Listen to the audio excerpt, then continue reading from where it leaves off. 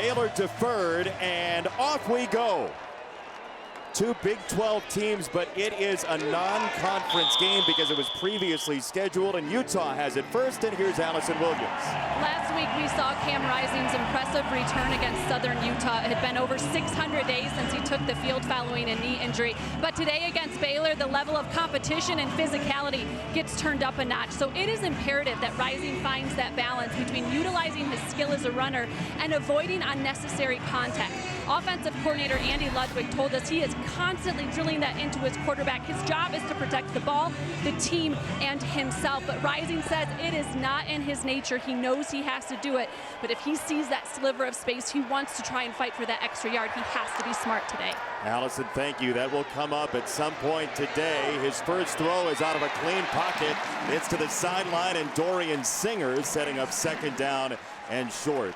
Offensive line very tough, including Mokafisi at the right guard spot. He's the juice and the energy. Two young guys on the edges had a hard time certain times against Southern Utah a week ago. And on the perimeter, so many different weapons. Brant Keithy, 3 first-half touchdowns last week. And like his buddy Cam Rising, he too has endured injuries in his 7th year and wants to leave a mark. Saw the backfield. Dijon Stanley, who was the wheel route king last week against Southern Utah, has checked in, a very explosive young back. And there's a marker in. We see for the first time our referee, Tuta Salah. False start, number 55, offense, 5-yard penalty, second down. It's on the former left tackle, now right tackle, Spencer Fano. Here's the Baylor defense. What are you watching from them today? Well, that nose tackle, Land's got a big job. He cannot be blocked one-on-one. He plays right over the center. He's got to win double teams. Randolph is he's 6'8" with like NBA arms, and he is so long. And that's a fast secondary. And Aranda said if we can't cover and trust those guys to cover outside, it's going to be a long afternoon. They like their team speed.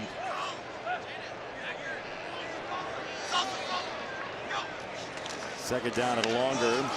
And it's a give. It is Stanley into the secondary. He's chopped down at the 42-yard line. Well, what did I just say about that nose tackle? He can't be blocked one-on-one, and watch the center and him go after it. A terrific job opening that lane. There's our guy Mokafisi getting to the second level. He loves to play ball. You'll see 4 running backs for Utah today in a variety of different ways. Stanley, as you said, the wheel king. That play used between the tackles, monster. He's out now. Mekhi Bernard, the senior, who's been through so much in this program. Play action for Rising. It's a deep ball. Middle of the field, Cam Rising, incomplete for Singer. A lot of air under that ball, Brock. Wow, you could not have thrown that ball better. A corner route and a post route getting on top of the safety, and it was an inch away. I mean, he let that thing go. I love how Singer tries to keep his feet right there. A lot of receivers, Jason, would just dive for it, lose control. He wanted to catch and run for 6, did the veteran. Just inches away, and that little head shake, he knows it. He was a breakout star at Arizona, then transferred to USC, and now here to Utah.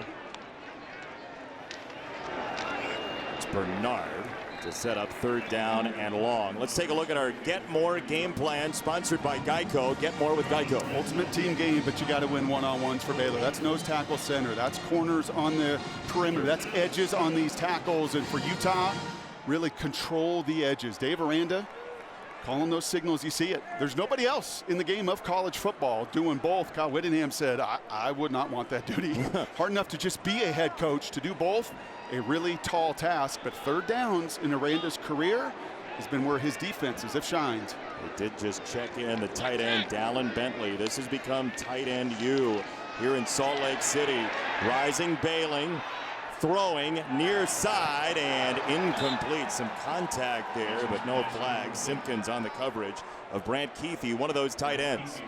Yeah, there were guys kind of falling down all over the place. Actually, the nickelback on Keithy fell down, was not the primary read for Cam Rising, but that's good. If Baylor can get Utah to 3rd and 5+, yeah, win an early down or 2 and get to 3rd or 5+, They got enough speed to complicate this offense. And let's be clear, Dave Aranda got the Baylor job because of the genius that he was calling plays at LSU. So he adds big-time value. There's a fair catch for Josh Camera. The Baylor offense will have it when we come back. And we'll take you to break with our Game Flow, sponsored by Progressive.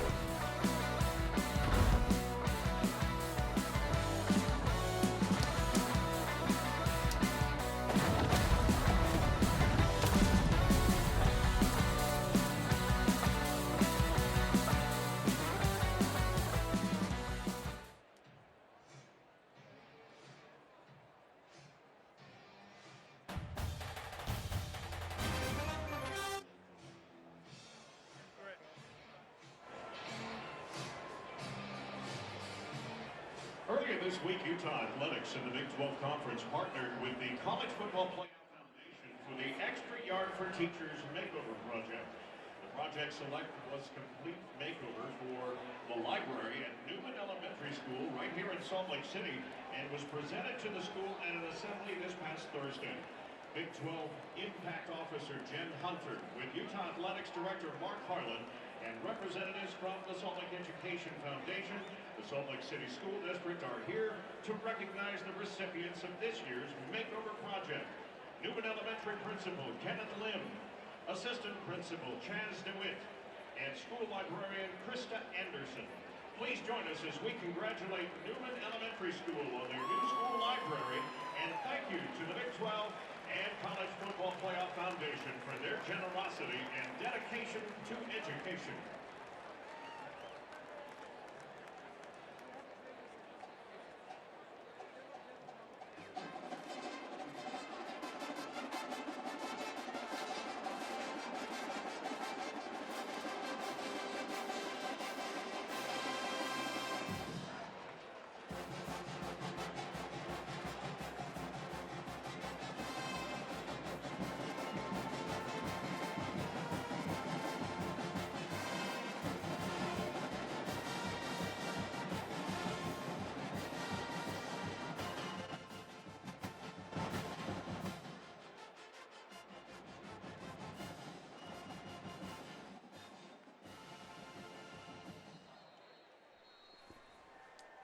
Fox College Football is sponsored by Bank of America. What would you like the Power to do? It is a steamy day in Salt Lake City, and DeQuan Finn, the transfer from Toledo, last year's Mid-American Conference MVP out of the west side of Detroit, can pass and run, Brock. Run.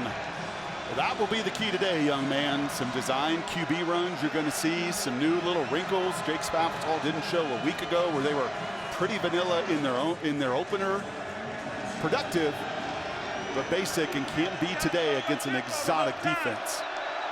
Led by Morgan Scalley, longtime coordinator and coach in waiting here at Utah. Richard Reese, who has great speed, has a couple of yards on first down. The Baylor offensive line, how do they deal with the physicality? You just got to go right through them. I bet he on the transfer from Montana State, the right guard, the most physical of that bunch. Got to play more physical than they did a week ago. And Presley's one of those one-on-one guys I talked about. They're going to create matchups for him. He's got to hit home runs.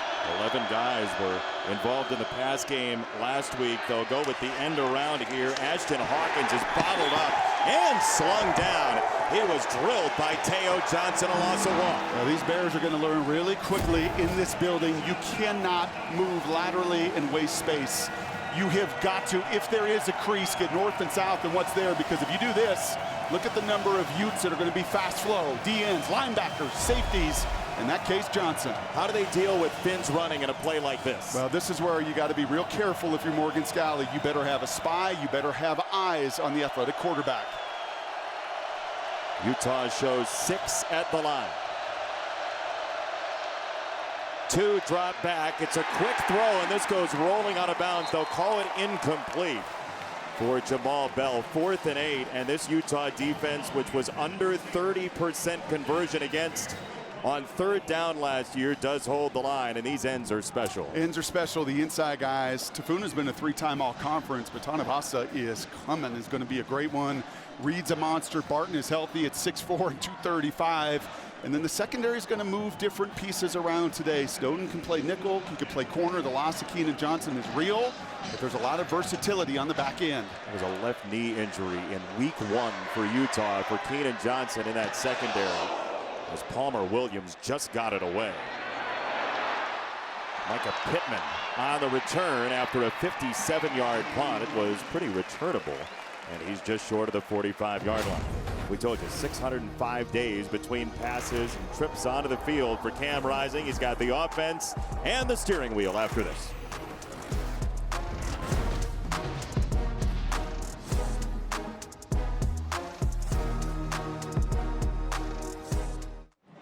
This past summer, the 2024 Paris Olympics featured several current students and alumni from the University of Utah. In women's 3-on-3 basketball, former Utes Kim Smith, Michelle Plouffe, and Paige Croton represented Team Canada. And Utah track alumni Simone Ford and Josephine Erickson competed for their home countries of Canada and Norway. Please join University President Taylor Randall and Athletics Director Mark Harlan as we recognize weapons, and you get to fly the thing, but there's people out there that want to kill you, you know? And so, like, you get to fly it, but you don't want to die. So that's how I feel about calling plays. I feel that.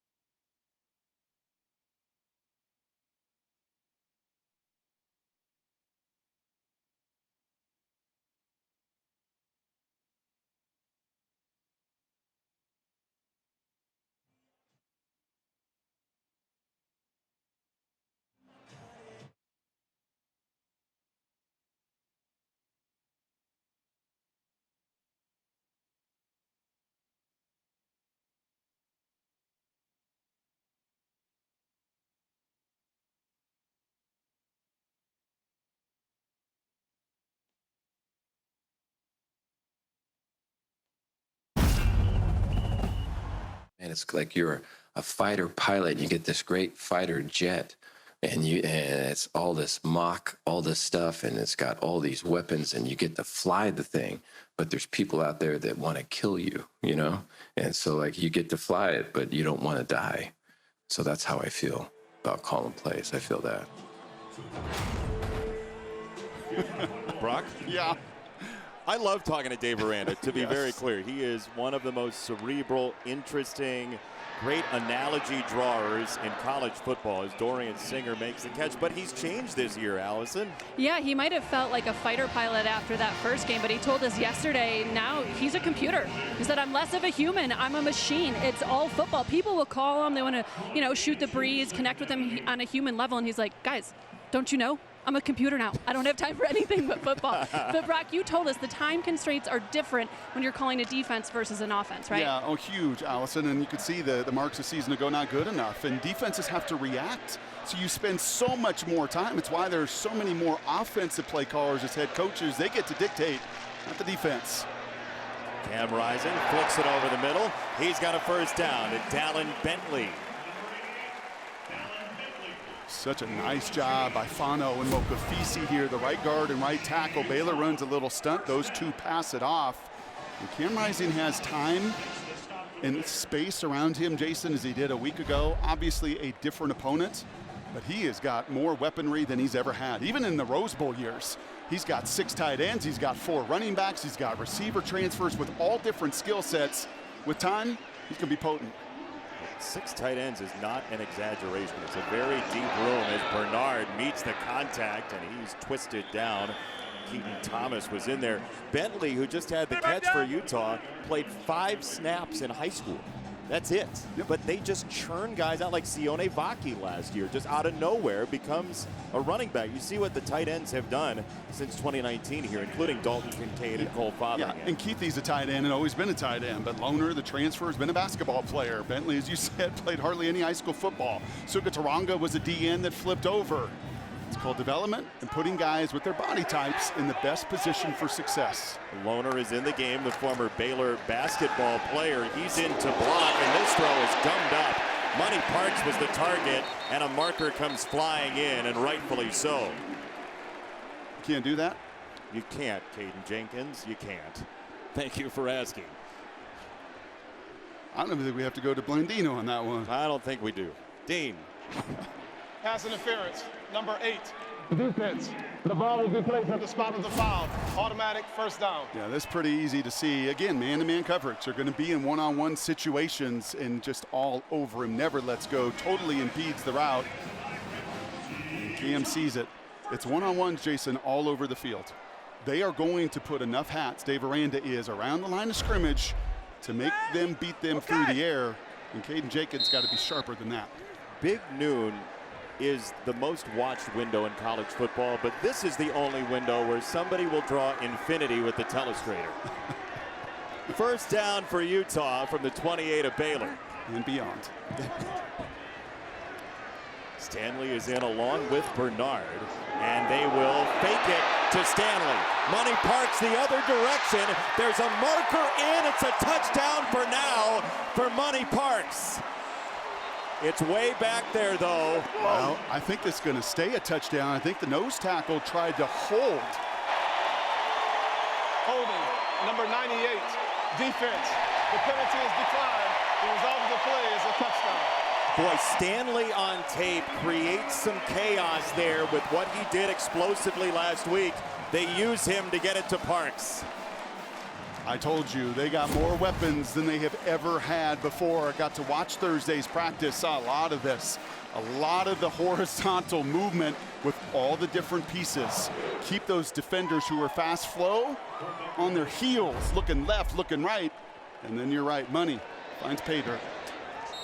Senior Money Parks makes it 7-0 Utah. Boy, this team 8-5 last year with all the injuries. If they stay healthy, look out, Big 12.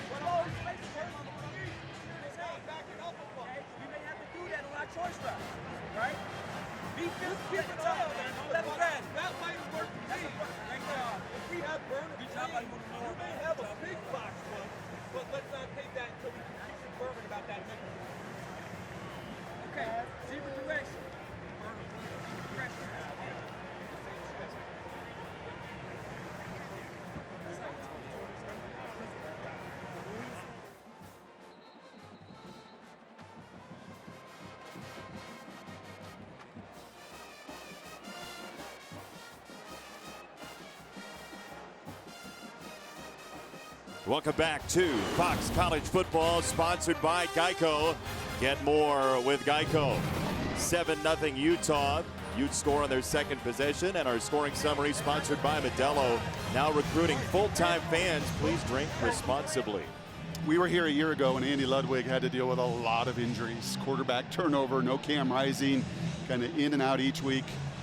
He calls him, well, he doesn't call himself this, but Dave Aranda says he's also a supercomputer. He's the only guy that doesn't have a computer in the picture. He processes the game incredibly fast. He sets his guys up for success. And you know what? Those two were on staff together way back when in Wisconsin for a couple years. Dave Aranda knew what he was up against. And this is poor Devin Bobby right here. Not to single out just one guy on this play, but look at all of this motion and the movement and the fake reverse. And poor Devin is caught. Where is the ball? Just where is that ball? That ball is actually turning around, going the other way. Andy Ludwig puts guys in positions for success as well as anybody in college football. And as I said, he's got more chess pieces this year than I think he's had in recent time. When healthy, it'll be fun to watch him over the course of this season. Dave Aranda even said it. Andy, one of his hallmarks is guys are on the field for a reason. Everybody has a reason. Finn gets hit. Ball is loose, and it's kicked around. Still on the ground. There are 4 Utes on it. Eventually, Connor O'Toole blew it up. Recovered by the defense. First down, Utah. You know what you got to do, Jason, against Utah? You got to block their ends. Dude. And that ball, because of the noise, is snapped a little bit early. And Kelsey Johnson, that's his responsibility as he's coming across the formation. But because the ball snapped early, O'Toole, former trackster, former wide receiver, knows how to turn a corner, puts his helmet right in the back at DeQuan Finn, and Finn saying, what just hit me? As a quarterback, do you sense it coming? Not like that. There are times when you're holding the ball in the pocket from snap to contact. Was that even a second? No. First and goal, Utah. Bernard, the tailback. Rising, end zone, and a tackle. That's Devin Bobby. Oh, Devin.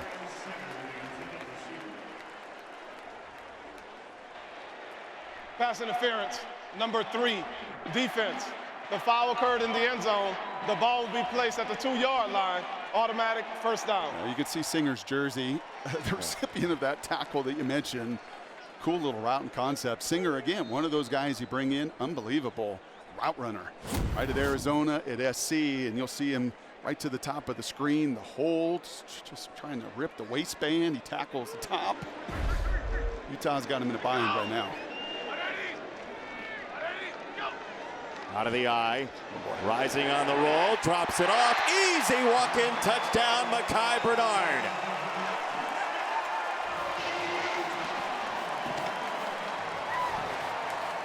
That supercomputer up in the box with the guy on the field that's played for 7 years is getting to offense that Baylor just cannot keep up with. Look at the eyes here at the second level. And look at the linebackers and the responsibility, the play action, and there's just flat out nobody. There is too much volume, too much execution and attention to detail, and Baylor right now is swimming defensively. Think about what Mekhi Bernard has been through. He missed 11 games last year. He thought about leaving football. He said he played in the bowl game just so he could prove to everybody that he could come back. Now he's in the end zone, and the defense got him there. Oh, yeah, there is trouble on the way. Don't come around tonight.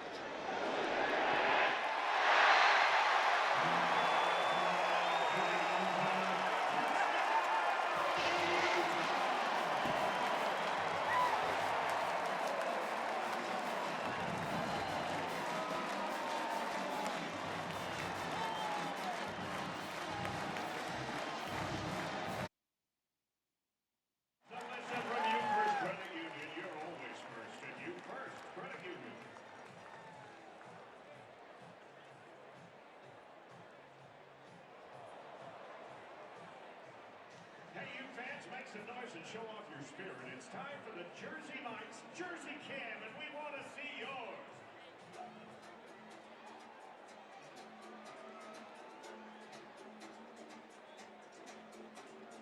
This worldwide to infinity. We go roof on fire. We go boogie, hoogie, hoogie, jiggle, wiggle, and dance like a roof on fire.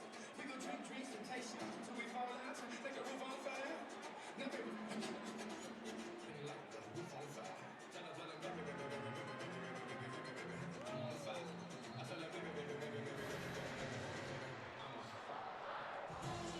Fox College Football is sponsored by Pacific Life, creating financial security for nearly 160 years. Just like that, it is 14-0 Utah, in a place that usually under the cover of darkness is even more difficult to play in, but the defense has been a yikes so far. Yeah, you do not want to fall behind in this building. The only chance you have is to stay even. It's why they're 32-2. And when you become one-dimensional, you play right into Morgan Scalley and that defensive group's hands. They've only lost 37 times here ever in the history of the building. On the return, Jamal Bell across the 20-yard line. And part of this 14-0 start spearheaded by Cam Rising. It's a 7-year journey from Ventura, California to Texas. Look how young he was, huh? How about that? This is what happened in the year 2018, just in case you'd forgotten. I know you were locked into the royal wedding, Brock Huard. Now he's 25 years old. He is the oldest starting quarterback in the FBS, and the transformation is real. He's seen some things. He's seen a lot of stuff. But talking to him about growing up as the youngest brother in the household and just battling in the driveway lined by bricks to play basketball, and the toughness he's had to show is really impressive as Pendergrass goes down to the turf. It's a loss of 1. Oh, Jason, I got to just say. What do you got? My favorite name in college football. Simone Peppa back in the house. A little line stud from 77 right in the middle. Tafuna and Peppa. Yeah, they got a lot of those guys through the years. Monsters of mayhem right in the middle. Peppa been a bit banged up. When he's right at 340, you don't run between the tackles. Samote Peppa. Where is he on the Scoville scale? Past Cayenne. 2nd and 11 for Finn on the throw. Get him an easy one there. It's Monterey Baldwin who's twisted out of bounds. The senior out of the state of Texas. They just need a first down. Yeah, I mean, this is just hypercritical. Morgan Scalley loves third downs. He loves looking, and look at his eyes. He is watching the formation, the personnel, the tendency, and then the whole group looks to him, and he signals on third down. Look at them all. They're all looking at that sidelines. What kind of mastery do we want to get to? What kind of confusion can we come up with on third down?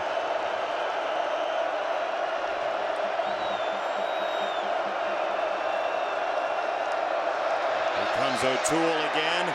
Pocket collapses. Finn steps up and throws a laser, and this is eventually caught and out of bounds. Trigg ended up with it on the deflection from Jackson. Yeah, and Finn is saying, darn it. That was going to be a catch. He is throwing to Trigg, but unfortunately, Ketron Jackson in front doesn't know it. Because he can secure it. The foot was on the sideline maybe when he first caught it. The toe, the foot. The toe. And you watched Thursday night? Oh, yeah, everybody did. That was going to be a catch. Unfortunately, Ketron Jackson making the extra effort, batted that ball up, and the third down they needed, all for naught. Micah Pittman at the 12. Gives a little ground. Tries to find the edge. Was that a clean block is the question. And he ends up with maybe 3 yards, a net of 56. Next week starts Saturday strong with Big Noon Saturday. Jalen Milroe and number 4 Alabama take on Wisconsin in a huge SEC Big Ten clash. It all starts 10 a.m. Eastern. Big Noon kickoff live from Madison. Then Alabama-Wisconsin at noon on Fox. Huge game in the college football landscape. And we saw a little SEC Big Ten in Ann Arbor. That didn't go too well. No. See all the conference championships for Utah. It's gone well here. Yeah, Rocky Mountain Conference to the Big 7. Just keep changing leagues and winning. Bernard on the run straight ahead. Utah offense with and without Cam Rising last year. Obviously, they had some success. Bryson Barnes, the offense was okay. Vaki added, but Rising has an effect. Well, there just was not an identity. You played multiple quarterbacks. You're searching for any answers you can. You couldn't pass it efficiently. And I was taking a look at Cam's wristbands. Yep. This is NFL stuff. We don't talk about Cam Rising, the cerebral guy. We talk about the competitor and the veteran. The dude is smart as a whip, and this is a voluminous playbook. They had Stanley and Bernard in the backfield. They're going to lose 5. I'm talking NFL. Really? Alerts, checks, so much checks in the run game. Ball start. Offense. Multiple players move, but the center did not snap the ball. 5-yard penalty. 2nd down. Jaron's like, okay, well. His family's in the stands like, why you got to do that to me? Yeah, why? They We can all moved. see it.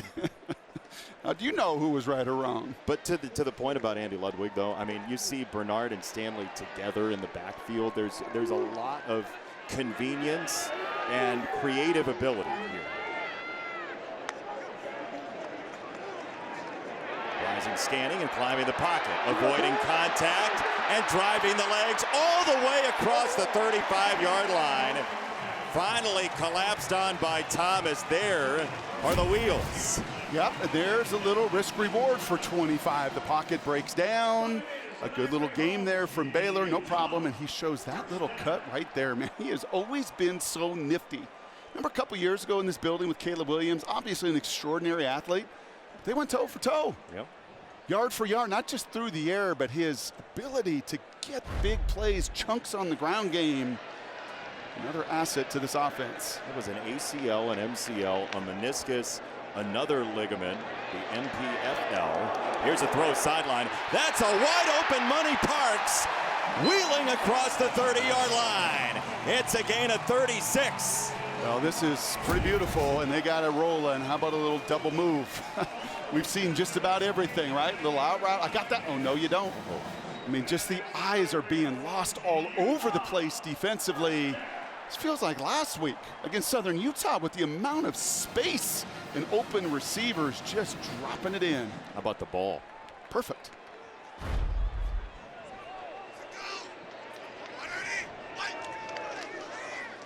Mekhi Bernard weaving his way across the 25. Reminder, these are 2 Big 12 teams. This is not a conference game, though. They played in Waco last year. Utah won by 7. Since it was previously scheduled, the conference said, you guys do this. It doesn't count in the conference standings. But it does count in the college football playoff mindset. No and question. Utah at 11 has aspirations, certainly. Looks like Money Parks over there on the sidelines getting tended to a little bit. It is hot, by the way. Did not mention that. How hot? Well, I wore my T-shirt to the field pregame for a reason, like 90 degrees plus hot. It is a scorcher. They will run again. And Bernard setting up 3rd and 1. You know what's interesting, Jason? One of the advantages that an Andy Ludwig has, even compared to the NFL, when I say this is an NFL volume playbook for Andy Ludwig, again, right there, doesn't need the lamp today on a scorcher.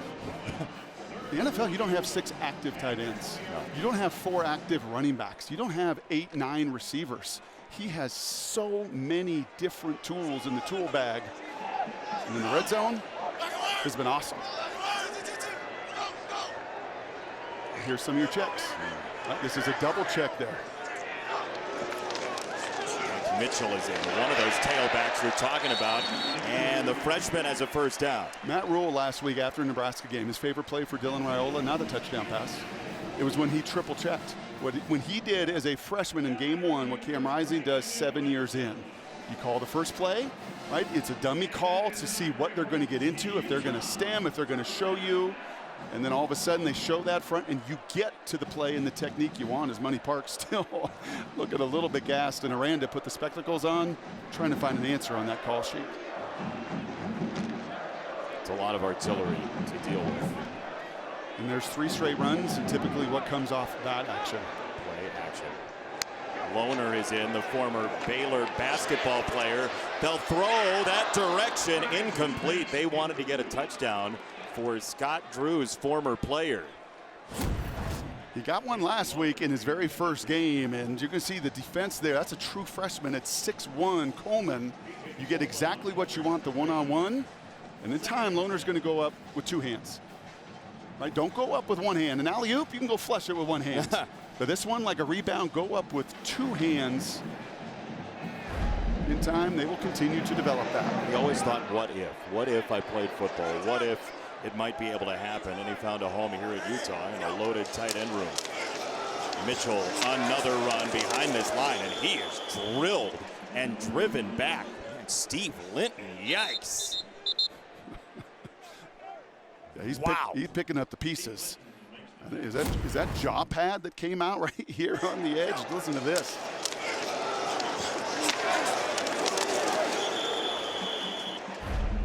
Look at him shed Keefe there. That's 6'5", 237, and that's a one-on-one. Like you've got to shed that tight end, set an edge so the rest of the boys can come running. You paid for it. 3rd and 8 with Stanley in. They'll look him off to a screen the other direction. It's a completion, and Singer gets belted after a gain of 1. I think that was my guy, Garmin Randolph. Coverage on the backside of this here. A little screen, they motion away, but you see the 3/2 and then the pursuit, and ultimately, yeah, it was the 6'8" shoulder of Randolph that slows him down enough. So the rest of the guys can finally get a stop here that Baylor really needed. Especially with getting the ball after halftime, if you can keep it close. Cole Becker, the former Colorado Buffalo, sends it through.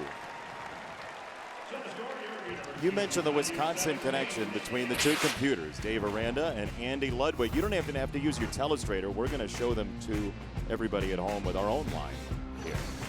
But they have how young they were. I know, right? They have such a high regard for each other, but they know very closely. Like, we talk to a lot of coaches, Brock. A lot of this discussion that we have in meetings is, what's the psychology of the other guy? Yes. What do they know very intimately what Correct. each is going to do. Yep, and they tangled with each other through the off seasons and spring ball and fall camp, and they're both very aligned, man. They are football guys. Now, Dave Aranda's a head coach. Ludwig kind of reminds me of 2 guys that I was around in the NFL a little bit, Monty Kiffin and Tom Moore. Okay. And you know what they both realized? We're not head coaches. You know, Andy Ludwig has realized over the last decade, like, I'm a coordinator. I'm a supercomputer. I'm a guy up here that loves the environment of the press box, so I can just do what I do best, put my guys in positions for success. Well, look, that's in vogue in college football. Chip Kelly has made it so that is a totally fine thing to do, to say, I'd rather call plays. I'd rather diagram. I know who I am. Yes. Bell will wave it off.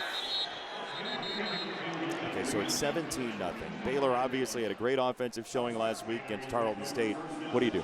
Well, we talked to Jake Spavital, the creative play caller for Baylor, who has tangled with Morgan Scalley 3 times and knows, in this first quarter showing it, I don't get many bites at the apple. You don't get many plays against this defense. And I got to empty it early. I'm not saving anything.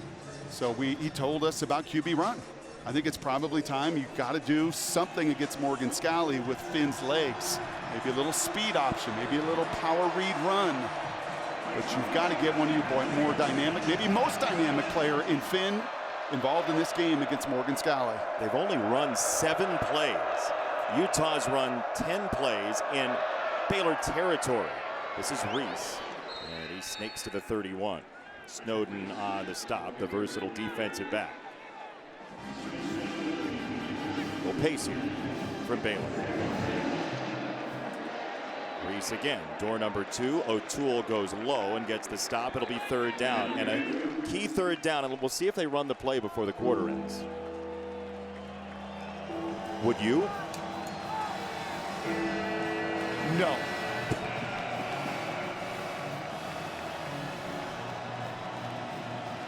Get away from those students as well if you flip the field on the other side.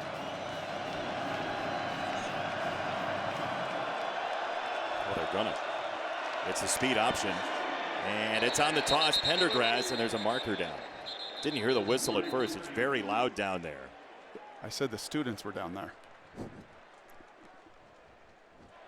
Prior to the ball being snapped, Baylor takes their first charge timeout of the half, 30 seconds in length. Okay, so that should put 1 second on the clock, you'd assume, right? You can't call a timeout at zeros. Clock operator, please reset the game clock to 1 second. That's why we took all those clock operator classes in the offseason. Okay, so now you've seen the speed option here. Correct. Dave Aranda, as a head coach here at Baylor, had the great year. Go to the Sugar Bowl. Last couple of seasons have not been what he's wanted here in season number 5. But Big 12 Coach of the Year a couple years ago, we know about that defensive mind, Brock. We do, and we played the fighter jet comments earlier, and we sat with Dave for a long time. And I think what he was sharing is you see him trying to figure out defense. Like, he got back turned to anything going on offense right now. He's in place of tension.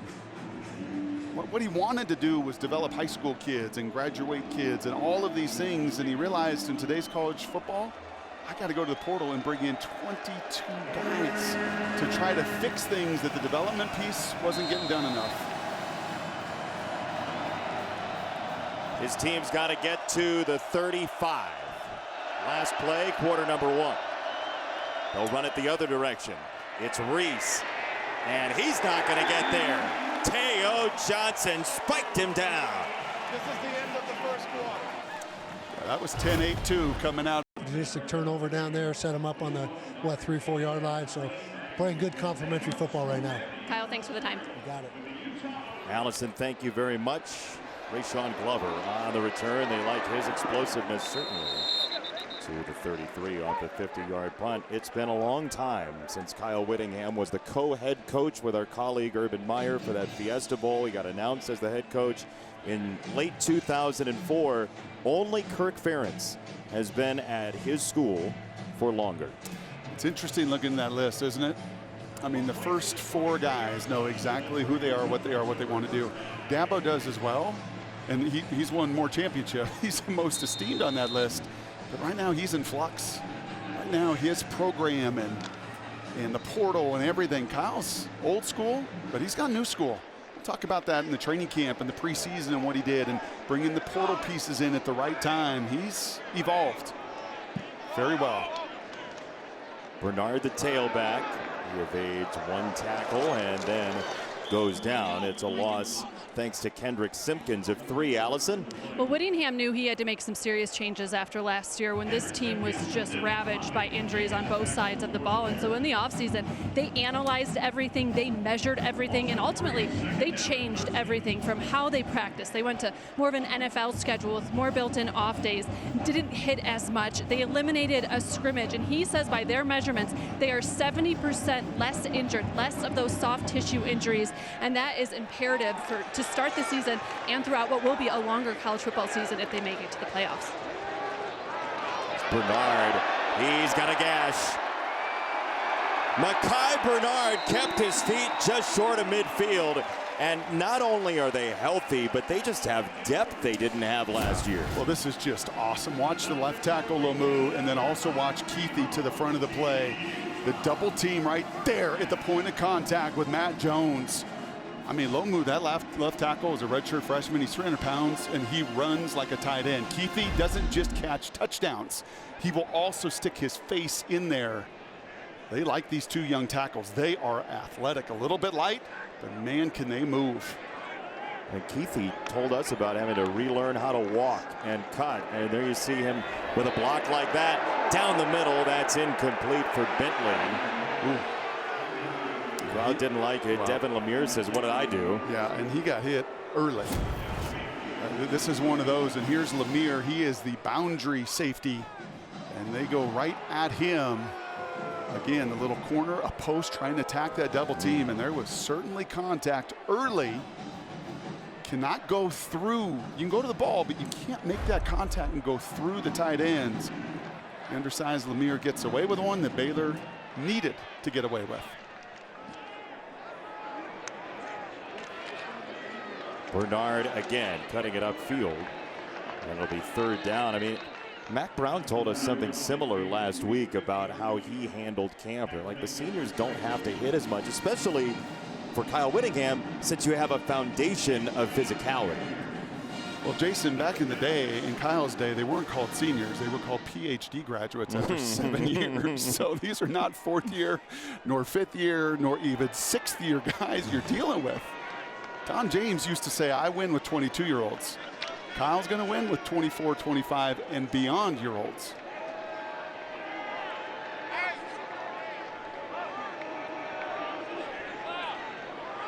Bernard shifts into the backfield. Another check. And out of that, 3rd and 7.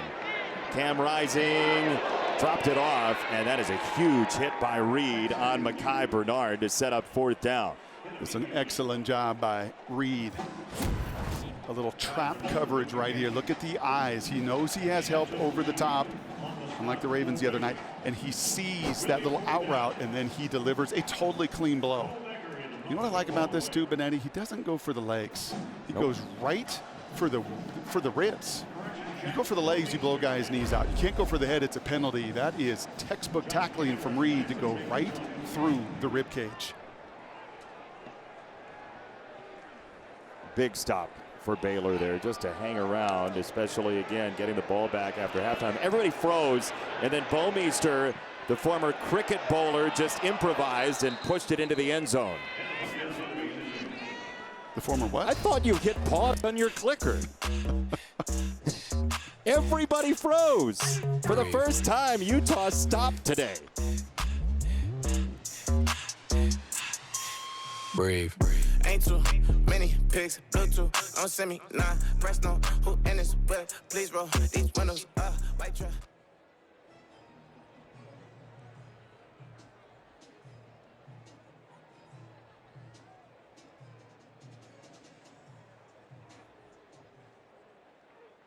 Please direct your attention to the south end zone and welcome our 16-time national champions, the Utah ski team, to Rice-Eccles Stadium.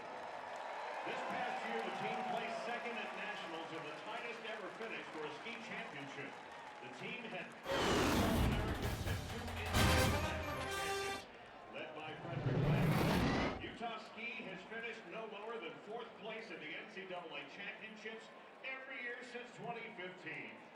Please join University President Taylor Randall, Director of Athletics Mark Harlan, Sports Supervisor Kathleen Reed, and all of us and their grandchildren. Congratulate the Utah ski team on another successful season. Now it's time to celebrate ski team alum and ultimate Utah man Spence Eccles, who recently celebrated his 90th birthday with family and friends. Rice-Eccles Stadium, please join Utah Ski as we all sing happy birthday.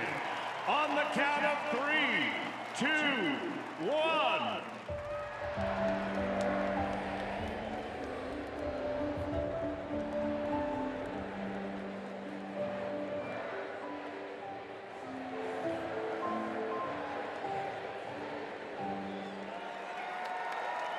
Happy birthday, Mr. Eccles. Thank you for all you do for the University of Utah.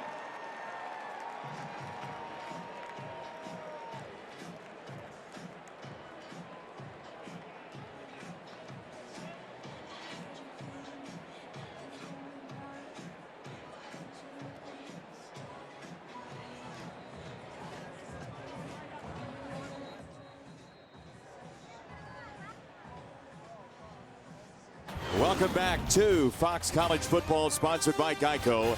Get more with Geico. Baylor's longest play is 6 yards so far. They've given back 10 yards since the opening kickoff. Yeah, the best play was right before the timeout. Unfortunately, a 3rd down conversion, but keep an eye right here to the field. Hal Presley, a one-on-one situation. Jake Spavital saying, I would like to get our big receivers some one-on-ones. He may have space to the top. It's Reese trying to get outside, and he's tackled by the senior Correne Reed. 2nd down. You know, Dave Aranda, you were talking about the way he described being a coordinator and all the transfers. He said, look, I'd been living in the world first as I thought it should be, and then the world as it is. now I had to flip that, right? He's being more pragmatic, I think you could easily say from our discussions, but he said he's totally had to flip his thinking, and his offense needs a first down. 2nd and 8.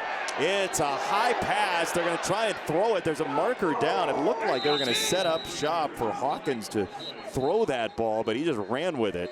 And there is a marker down as well. It was an unbelievable catch on like a 99-mile-an-hour fastball. That arm side run. DQ, just put a little touch on that one, make it a little easier.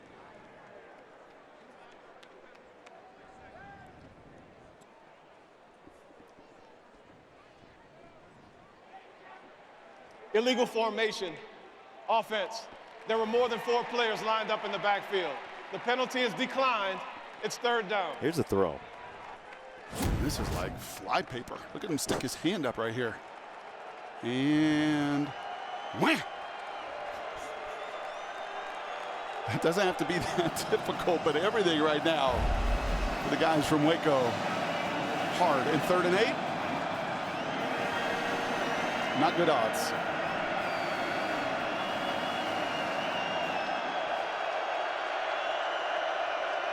Trig in motion. Finn will flow that way. Reese trying to deal with Fillinger, and that throw is incomplete. Van Fillinger sped up the timer, the senior defensive end, and the coverage was great. Yeah, just some zone coverage. It's so hard pre and post snap because little triggers that are typically kind of man indicators with people running. Nope, not for Morgan Scally. He will disguise. He will put you in conflict before and after the snap. You mentioned Fillinger, who's finally healthy. He's chasing it down. Look at the pursuit of every Ute. A staple of this defense for decades. Just so wild to say 4 decades about any team in the college football landscape, but this Utah team has been together as long as anybody. This guy hits rockets. Yeah, that was a missile, and it's going to end up going side saddle at the 2. Oh my goodness, what a punt. Parker got down there to touch up on it. That's a 76-yard punt. What?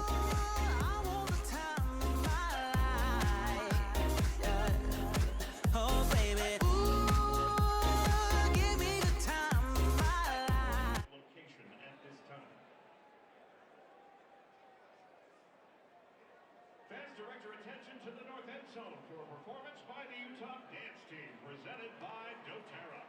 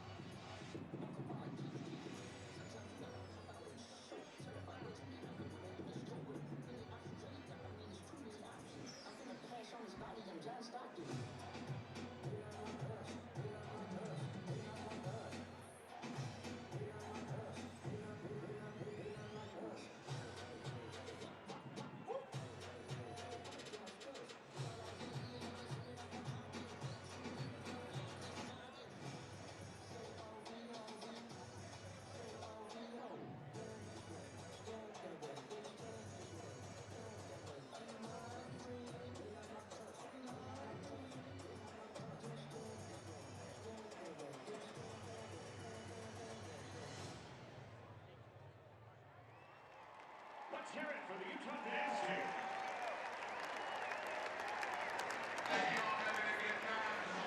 Okay, fans, it's time for us to find out which one of you is the loudest. Listening to Kid Garber looking for the loudest band, so get up and get loud for your chance to win $100 to the Utah Red Zone.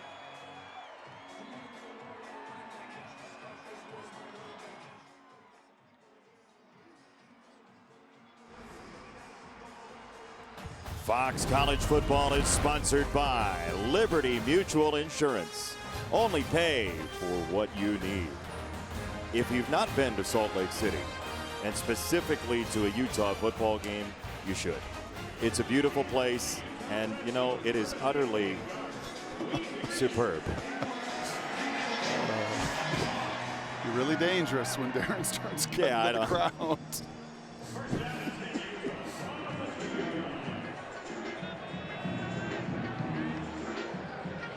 Rice-Eccles Stadium will move you could say.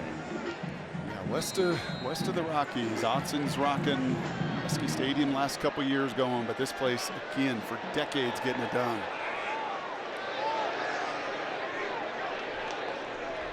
Mitchell, the tailback, the block from Calderella, and he will be bottled up and driven back.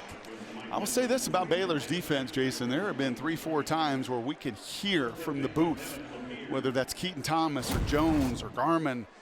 They are flying around. It's been some of the back end of that defense losing their eyes, but the guys around the line of scrimmage, they're doing what Dave Aranda wants them to do, run right through the face of your opponent. All Big 12 player 2 years ago, Devin Lemire at the safety spot with a stop.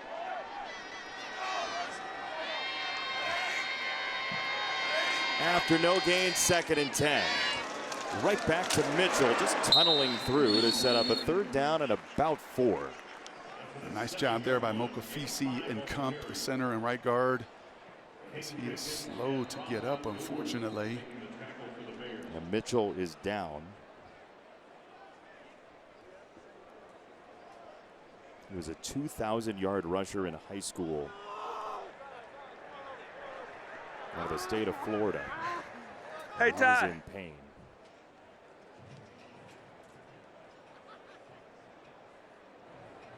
Timeout on the field. We'll step aside for the injury to Mitchell.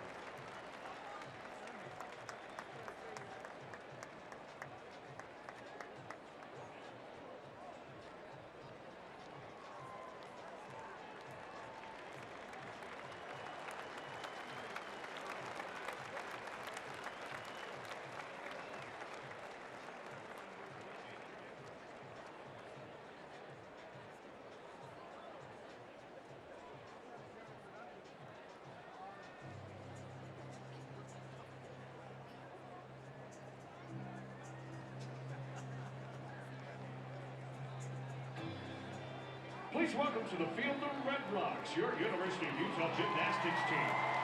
This past year, the Red Rocks advanced to their 48th straight national championship and placed 3rd at the NCAAs for the 3rd year in a row. The Red Rocks also won their 6th conference championship to begin their postseason run. Led by head coach Carly Doggendorf, the Red Rocks secured the highest ever finish at NCAAs for a first-year head coach. Joining the team is the athletic director, Mark Harlan, deputy athletics director, Charmel Green, and Kathy Badger. Ladies and gentlemen, please give a round of applause to your Utah Red Rocks.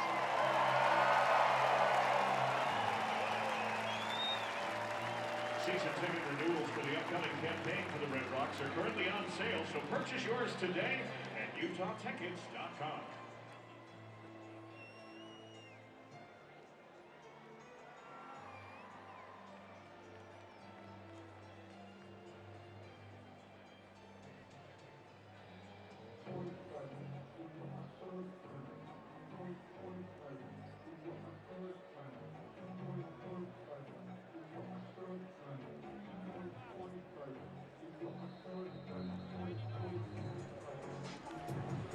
Falcon Kamatule and Miki Sugaturanga helping Mitchell off the field during the break. And you talk about team and love of teammate. Yeah, that's a 6-year player. That's a 7th-year player picking up a redshirt freshman. I think just another attribute you would have to say is just a familial nature here at Utah. Right? They really, everybody preaches that kind of culture and a family culture. They live it here. Big 3rd and 5, man. You got to pay off that 75-yard punt where you flip the field and maybe, just maybe, give your offense an opportunity if you can get off the field here. They have Keithy in the slot at the top. He can be a matchup nightmare.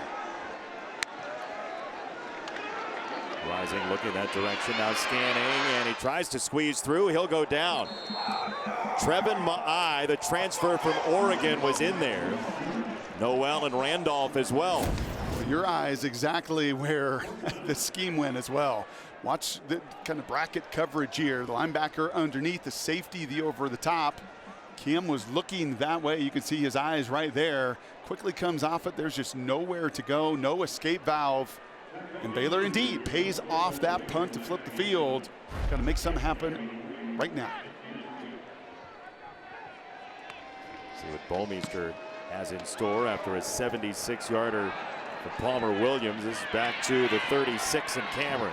Straight up the field. Cameron dancing to the 45.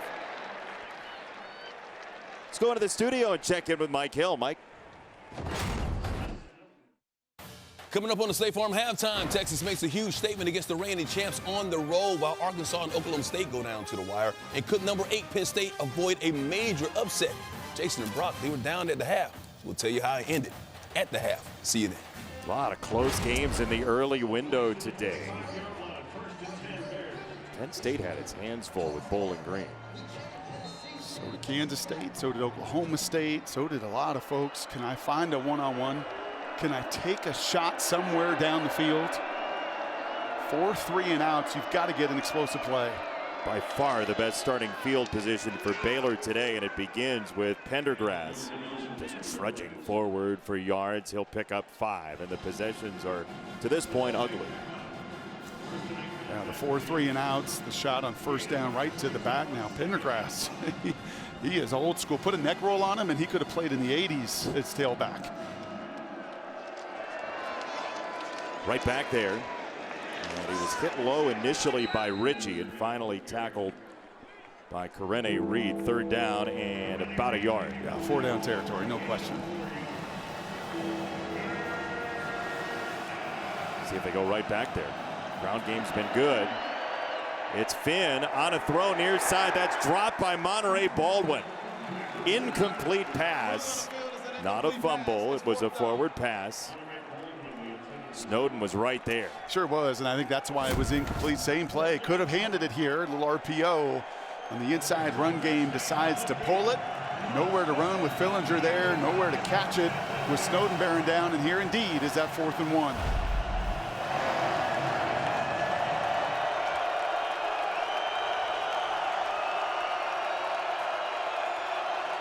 See if they run behind Yates, who is in motion.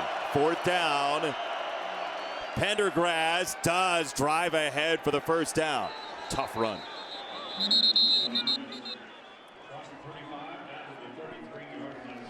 Yeah, the only way you block Samodi Peppa is with 2 guys, and they did. And 2 guys got just enough movement so Pendergrass can move the chains. There was some movement on the line by Utah at the snap, trying to get set. Finn down the middle, and he missed. He wanted Jackson, and Teo Johnson will bask in the glow of the sunlight. 2nd and 10.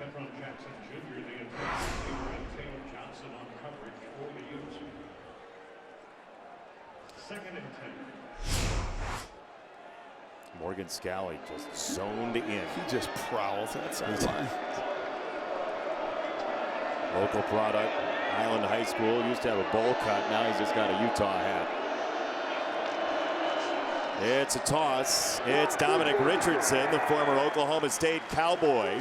And he picks up 2. Correne Reed was there once again. You can call him tight end you all you want. This is linebacker you. Been so many good ones they've churned out through the years. And these 2, and Barton and Reed, carrying on the legacy. They just run so well sideline to sideline. And they're without Levani Damuni, who was hurt before the season, who would have added some depth and some institutional knowledge. 3rd and 7. Baldwin in motion. It is Finn, and he goes down. Maybe 2. It'll be 4th down. Now do you take the points and try and make it a 2-score game? I would. Yeah. I honestly would, but I think Dave Aranda's looking at the big picture, knowing, do you want to win? Do we want to just keep it close, or are we coming in here to win? Because field goals against Morgan Scally, you're not going to win. Not with the offense you're facing on the other side as well. Got to get to the 23.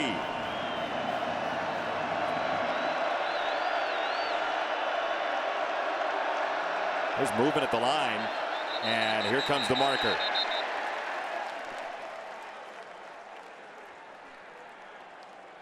That's a backup. That's Siraki in at left False tackle. start. Number 74, offense. 5-yard penalty, 4th down. Yeah, Basile not in the game. I didn't see him go out, Jason, but that's Caden Siraki playing left tackle, and the noise cranks up on 3rd and 4th down. You could see you try to put the arm up for balance, but when you're 6'9", 317 going the other way, can't stop it. It's the least penalized team in the Big 12 last year, even with all the losses. But now they will go from 50. Made the decision for him. Hankins had it blocked. Teo Johnson on the move. Fano and Fillinger got the hand on it to spring him free. Teo Johnson, touchdown.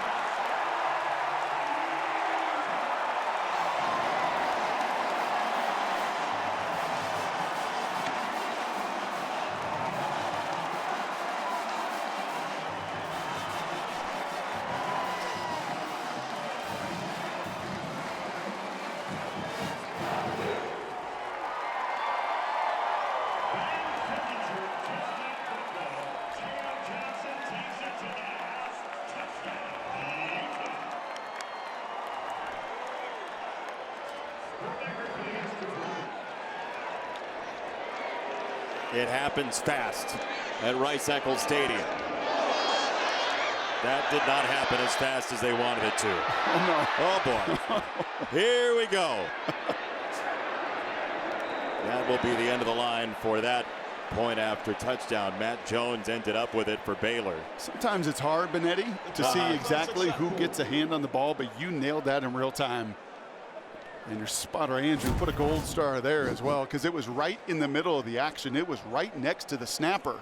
Bofano and Fillinger leap right to the side of him, and you could see the big tight end is behind it. I think Lohner's going to have a chance as well. He didn't even get that opportunity.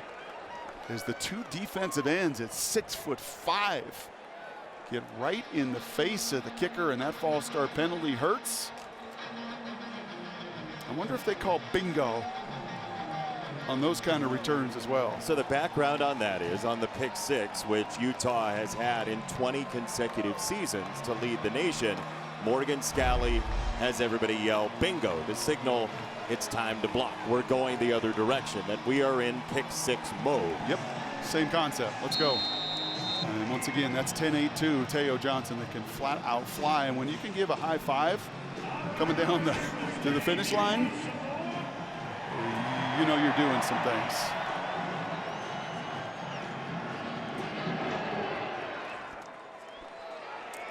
Baylor's gotten hit from all directions. Dean Blandino, what'd you see on that? So looking at the players on the line of scrimmage, and that's the key. If you're stationary on the line, then you can jump across. If you're off the ball, you can't run up and leap and cross the line of scrimmage. So those players were okay. They were on the line. They jumped over and then ultimately made the block. So Dean, you can you can even use the snapper there. You can put your hands on the snapper. Yeah, can't use a teammate, but you can use the opponent to try to get through that or over that gap. That's well done. Great clarification. Thank you, Dean. Wow, 1999. It had been a long time since a blocked field goal touchdown, and that is just an engulfing by Lander Barton of Reese. Yeah, those kind of plays just suck the life out of you. Right, you get a drive, you're finally going to get some points, and then it's just defeating. And then, well, once again, Peppa sets up Barton so he can just bring the hammer. I think that's the Force Mode Peppa reference I made in the first half of this game. A little heavy on the Peppa. Second down. Finn has to just whip it free into the air, and it is batted away. There's a marker in. It looked like Gilman came in second on Presley. Yeah, it's not often that you see, and you could see Scally screaming from the sidelines, that you see somebody behind the Ute defense. Defense, 15-yard penalty, automatic first down. But that's Teo Johnson. Yeah, that's exactly what Presley does. And Morgan didn't like that. Like, you got to stay on top, deeper than the deepest. And you see Presley right here. I mean, he's got those two guys beat by 4 or 5 yards. And had Finn not had to chuck and duck, as you saw back there with the rush coming, have a chance. Reese is doing everything he can in pass protection, but it has been a difficult day for him. Little high step, and then out of bounds, Jamal Bell. Here's what Morgan Scalley looked like. Stay deep. You think he cares that it's 23-0? Do you think he cares that they've been suffocating? Absolutely not. Demands attention to detail on every single play.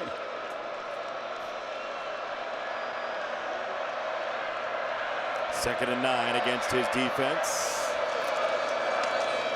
It's a run for Reese, and he is turned aside.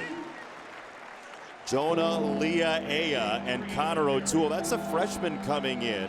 Leah-Aya out of San Mateo. It's pretty good. It's called growing and developing them. Just like Connor O'Toole came in here as a receiver, and Morgan Scalley said, no, with your frame, you're going to be a D end and a difference maker for me. Leah-Aya just 260 pounds out of Bishop Gorman. No, in time, you'll be 290, and you'll just be a game wrecker. Like we churn out after 3, 4, 5 years of development. Baylor's 0 for on third down.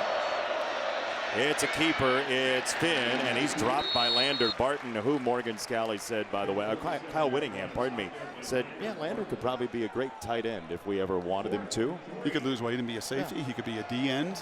He can do everything. And what's your analytics book here say on 4th and 3 down 23? If you're not going to kick the field goal before the false start, you have to go for this one. You do.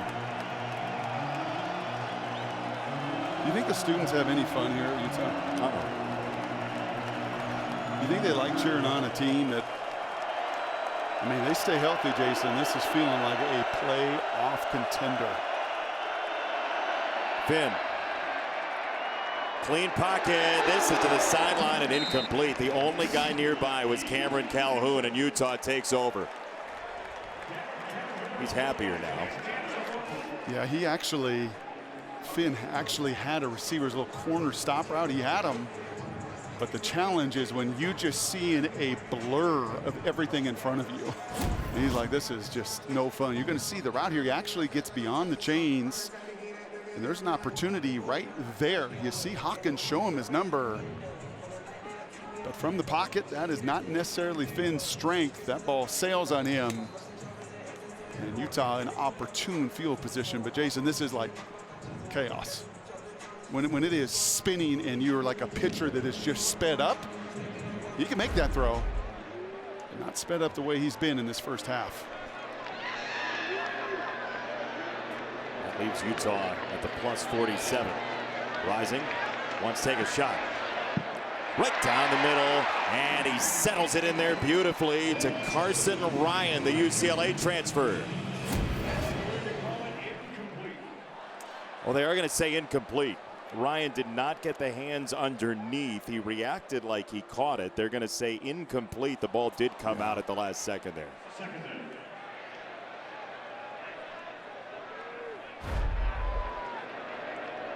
So 2nd and 10.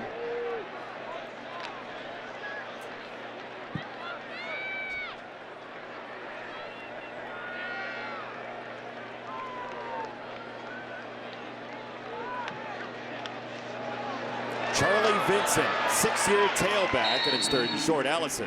Well, guys, kind of best case scenario, you saw that injury to Utah running back Mike Mitchell, and it looked pretty bad, but they actually got him here to the sideline, removed his left shoe, taped up his ankle heavily, put that shoe back on, and he's looking ready to get back out there. Wow, that's awesome. Wow. Is that a double wow? It was. The way that looked? Yes. That's also the 5th running back used today for Utah. Charlie Vincent, local boy from East High School, just a block away.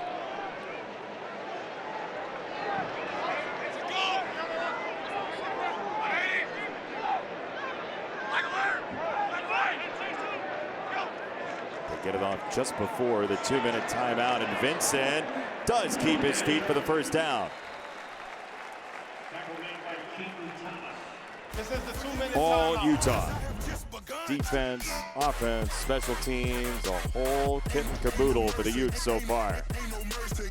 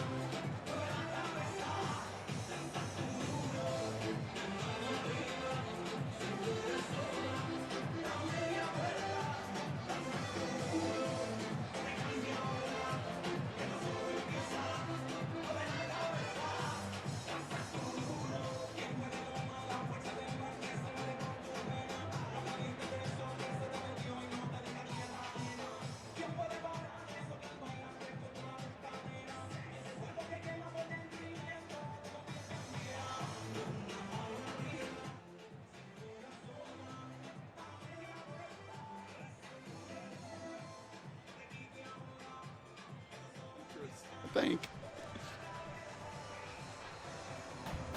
Fox College Football is sponsored by Burger King. Shimmering sunlight off the musical instruments here in Salt Lake City. The Utes 23-0 over Baylor, late second quarter, and Utah driving again. Kind of feels like it's getting this area of the field. Can I find Keithy? Miranda's looking at it. I love the glasses too. Is there, for Kyle Whittingham, is there a shot here to Dijon Stanley? Can I find a way to get Keithy? This is usually where the creativity comes to life here in the final couple minutes as well. Rising has to bail fast that time.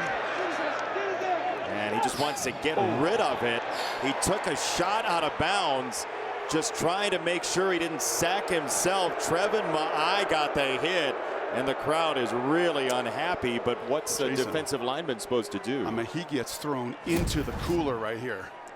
This is Ma'ai, the transfer from Oregon a couple years ago, 290 pounds that can run. And watch this shove, and he just goes head first into. I mean, that's got a. I believe they said he stepped out of bounds prior to throwing the pass, which would make it a sack. No, ball is out before the pass. Does it get back to the line of scrimmage? Now the contact starts outside. To be fair to Ma'ai, that's what I was saying. The contact starts outside the white. He is in bounds when he throws it. But that looked like WWE stuff thrown into the table and the coolers. And no one in this building likes any part of that. Did you see an extra shot? Like, was there an extra push? Now they're going to throw a flag. Let's see what it's for. It's for grounding.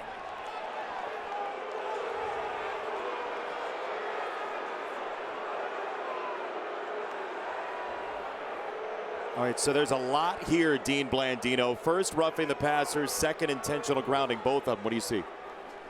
So looking at this, I do see Rising get rid of the ball before he's out of bounds. So it is a pass. He's out of the pockets. Then we've got to see, did the ball make it back to the line of scrimmage?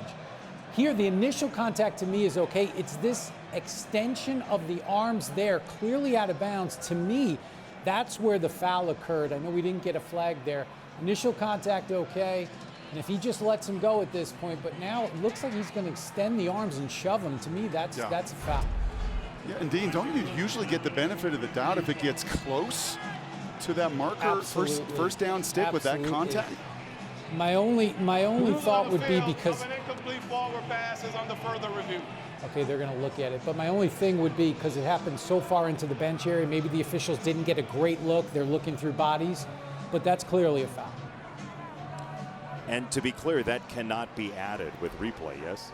No, that cannot. They could look at targeting, which this isn't. So I'm not sure what they're reviewing now, because I think we had a flag for intentional grounding. Correct. Can so they review that? Dean, can they review that? Can they review? They cannot review that either. They can give the officials information as to whether the ball made the line of scrimmage, and the line of scrimmage would extend beyond the sideline. And it looked like the ball did cross the line of scrimmage extended, so they can help with that. Now Cam Rising is walking off. Isaac Wilson has a helmet. He's coming into the ball game. Dean, they can also look to see whether or not he got the pass off, right? They might look at that, although I thought it was pretty clear. Correct. They can look at that as well. However, the pass went beyond the line of scrimmage, so there is no foul for intentional grounding. There you go. The ball will be returned to the previous spot. It's second down. Was that properly adjudicated on the, in terms of the use of replay, Dean? Was that properly done, you think? It is. They can give that information. I'd prefer them just give it to the crew without having to go through a formal review. You can just say, hey, the ball made it to the line of scrimmage. But ultimately, it isn't grounding. Well, and this is tough, too, because there's nothing Cam Rising can do there. Right, we talk about risk, reward, and no win. He did everything right. He got rid of the ball. But unfortunately, he gets shoved into those coolers, and by the looks of it, right, he's got the towel over his hand. Right, I think his hand took the brunt of a lot of that force into that water cooler as well. No bueno for Utah, because here comes the true freshman. Mr. Football in the state of Utah last year. Zach Wilson's brother Isaac on the field after some time against Southern Utah last week. This will be a run, and it's Stanley getting a whack after a couple of yards. There's a marker down as well back at the 39. Holding, number 68, offense. 10-yard penalty, second down. Well, this is great effort by Noel, the nose tackle. And sometimes those fronts, Jason, they can feel a true freshman in the game as well and crank it up a little bit. Elinus Noel, the transfer there from Texas Southern, just got onto the shoulder of Kump, the center, before he could keep a body on him and create now a 3rd and 20. You can kind of feel in the stadium, right, with Cam Rising going out. It's a hush. Yes.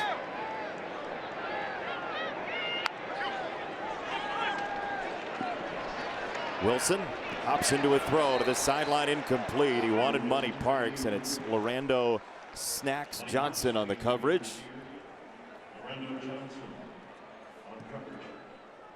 Now what for Utah? I think is what everybody here is asking. Right. What does this offense look like? I mean. Yeah, and last week Isaac got a whole half to play and kind of got thrown in there. There was some good, there was some bad, as you would expect. Andy Ludwig very clear. The volume that I talked about earlier shrinks significantly, as you would expect it to when a true freshman is running the operation and not the 7th-year senior.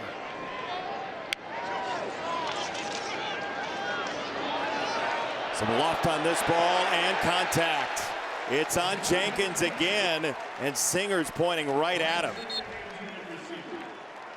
Yeah, you just got to know down and distance right there, Caden Jenkins. It's 3rd and Pass 20. interference, number 8, defense. 15-yard penalty, automatic first down. I mean, he is a young puppy. He started as a freshman a bunch of games, but get deep. I mean, there is no reason on 3rd and 20 you would ever stop your feet and put yourself in that kind of position. Just a devastating, that's to me, I know it is a physical penalty, but to me, and you could see the conversation, the frustration on the sidelines, like, man, that is as much a mental error of not knowing down and distance and situation than it is anything else for Dave Aranda's defense.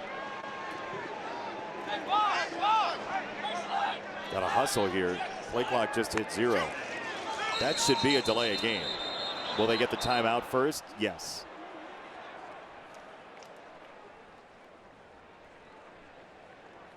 Not a happy head coach. No, that's not one that's you think is on the side of 23-0. Utah takes their first charge timeout of the half. 30 seconds. All right, let's take a look at our Pacific Life game summary, sponsored by Pacific Life. Splash, creating financial security for nearly 160 years. It's all Utah. Yeah, just 1 of 7 for 5 yards. Wow, 17 total yards. Yeah, that.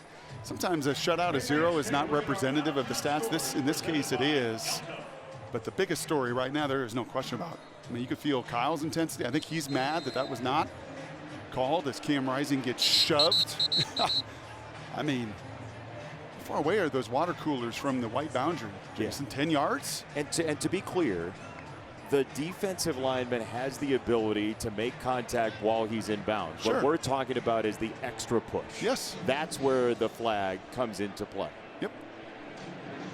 And that's where Dean Blandino said once those arms again get extended now. Again, it's hard sometimes for those officials to sift through all the chaos on the sidelines, but that's as big a story as anything that's happened in the first 30 minutes.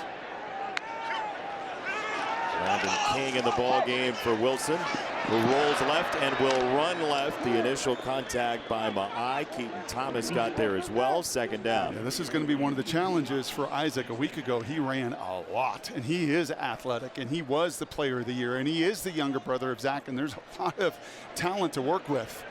But he took some shots a week ago, and he's going to feel a Big 12 defense in this front that has played physical. He too has got to learn to protect himself.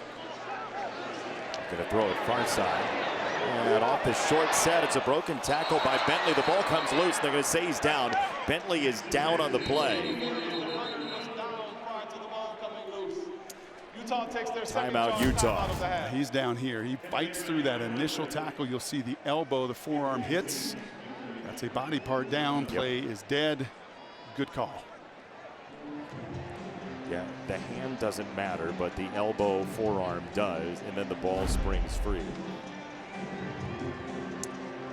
3rd and 6 for Isaac Wilson, and this is a different feeling than the high school championship in the state title, just slinging it around for Corner Canyon High School. Yeah, they know how to throw the rock. Corner Canyon, I believe, had a big win over IMG Academy a couple weeks ago.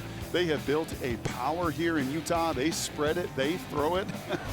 And the Wilson crew, the Wilson family, Zach can spin a football. He was the number 2 pick in the draft. And Isaac equally knows how to throw that football. It's just all the rest of the game, this system, everything that's incorporated into it. An awful lot on the shoulders of a true freshman.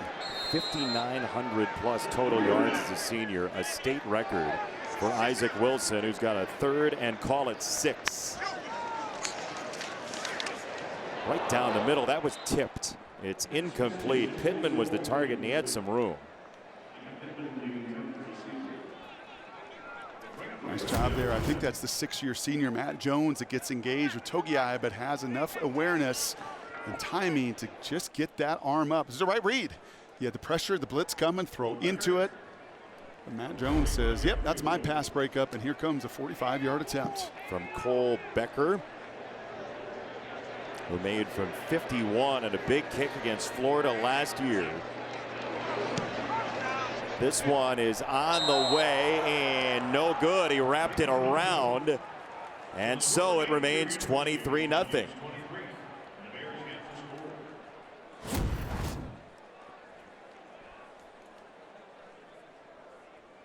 Pretty good snap, good hold. Maybe you'd love to see the laces a little bit away, but that draw just did not quite come inside the foul pole. Trying to bring it back. He is. It's a weird vibe in here right now, right? 23-0, dominant. Kyle doing everything. Defense totally suffocating. And yet that injury, as Cam Rising is off of the field right now, and I'm sure being evaluated at halftime. Allison will do all she can to figure out what's going on. But man, did that take some of the air, some of the steam out of all the juice in this building. One last touch for Baylor here. Look out. Finn has to dodge one. That was O'Toole again. And he'll just scramble out of bounds. 2nd down coming up. He's been under siege all day. Yeah, that shot on the 2nd series of the game, when Connor O'Toole comes unblocked and you get hit between your shoulder blades, that leaves a mark. Psychologically. Physically, emotionally, psychologically. 2nd and 3 throw to the sideline. That's his best throw of the day so far, and it's Hal Presley on a gain of 18. A nice little concept into a very short field. You have actually 3 over 2 for Utah, but when thrown on time and with precision, you're now in Utah territory. Baylor could really change this game with 6 somehow. 14 seconds. Finn, throw to Trigg, and he's out of bounds. They kill 5 seconds there. 6 would be ideal, even 3. Getting the ball to begin the second half, even just putting points and not seeing a goose egg would mean something running into halftime.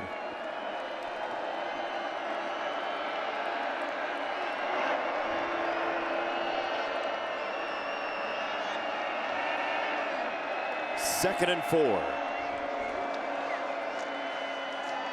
Over the middle, and man, that is just a huge hit on Presley. The ball came loose, a marker came in. Oh, Presley's all right. He just got sandwiched. Yeah, that's going to be a targeting. Like Alakai Gilman.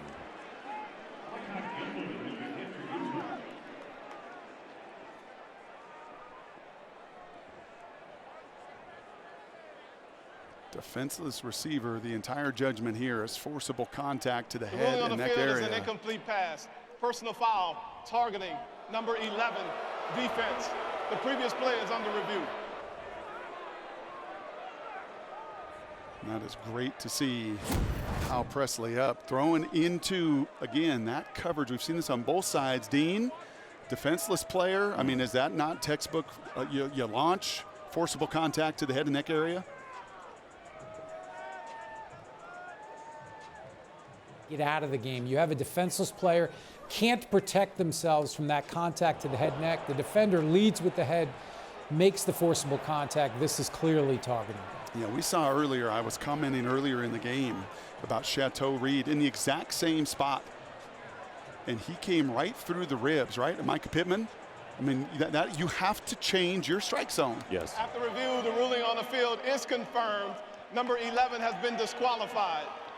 The penalty is 15 yards from the previous spot and an automatic first down. And it'll give Hankins a chance at a 44-yard field goal. And it will move Gilman out of the game in the second half as well. Yep, Kyle's face says it all. Like, we could hit like that 30 years ago. You can't hit like that today. You've got to change your strike. Hankins had the last one blocked. This one is on the way, and Baylor is on the board right at the horn. So I'd like to try to find some way, and remember as well, a targeting penalty there on Utah at the end of the first half to their veteran safety Gilman means, well, more moving pieces on the back end. Allison Williams downstairs. What do you have? Cam Rising has not come out of the locker room here to start the second half, and head coach Kyle Whittingham did confirm with me that it is a hand injury and called him questionable to return. I'll also tell you guys I saw some blood on that towel he had draped over his right hand as he headed into the locker room. You guys felt it. There was a palpable difference in this stadium when Cam got hurt, and Coach Whittingham acknowledged that, but he said we have to rally around who is in there, continue to work. Just because he's gone, we cannot fold the tent. Isaac Wilson, he wants him to have command of the offense, exude confidence, and be a leader. We'll see them on their first touch. Here's Finn with a sling over the middle, incomplete for Monterey Baldwin, 2nd and 10. Yeah, you just have to hit that. I mean, those are the kind of throws for Finn when you're playing this defense. And you can see the first 7 drives, including a sack fumble that set up the Utah touchdown. Yeah, the 2-minute drill, got out a little bit, got a big play, got a penalty. But you've got to have precision if Jake Spavital and this offense are going to move the chains. Only one pass play of more than 10 yards all day. Finn sees the pressure from O'Toole again, who is just living in the backfield. And he did get it back to the line, 3rd and 10, as Karene Reed is down and back up. Yeah, you're just going to see here, just once again, a little line stunt, an inside move there. O'Toole beats Abasale. And it's hard to have precision when you're running for your life. And that's why Baylor is over on 3rd down today.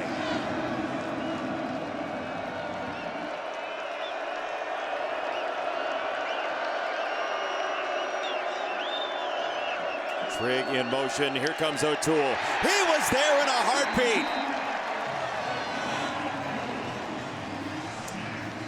Again.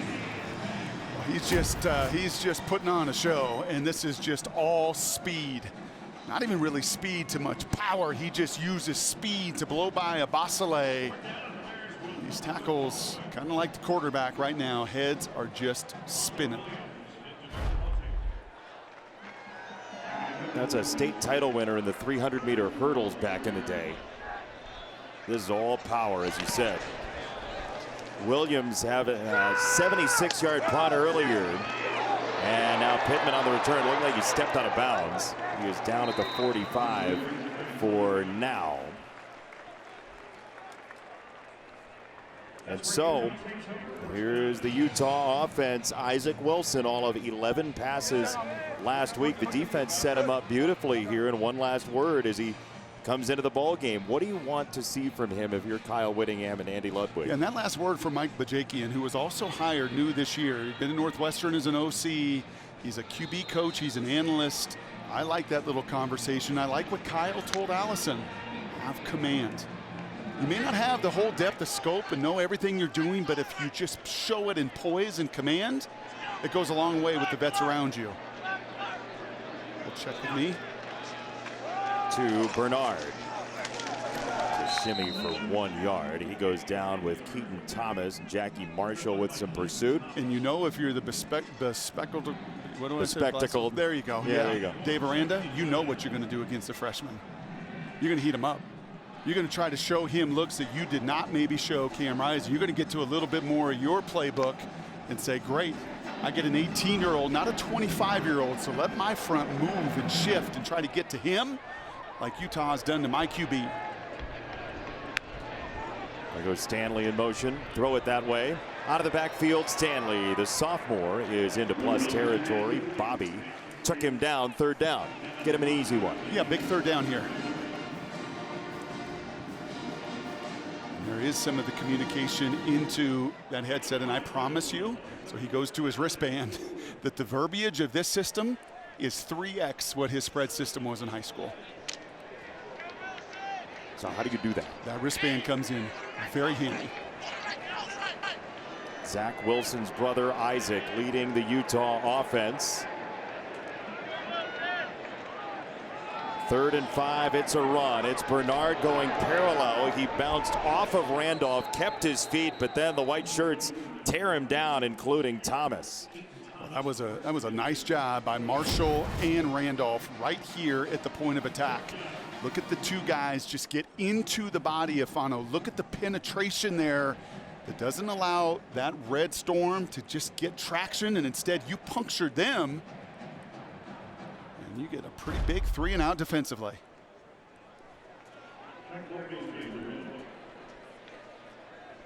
Bomeister to kick to Cameron. Coming near side, and Cameron does fair catch it at the 7.5. Tough field position for Baylor. The Utah defense has been the unit of the day so far in Salt Lake City.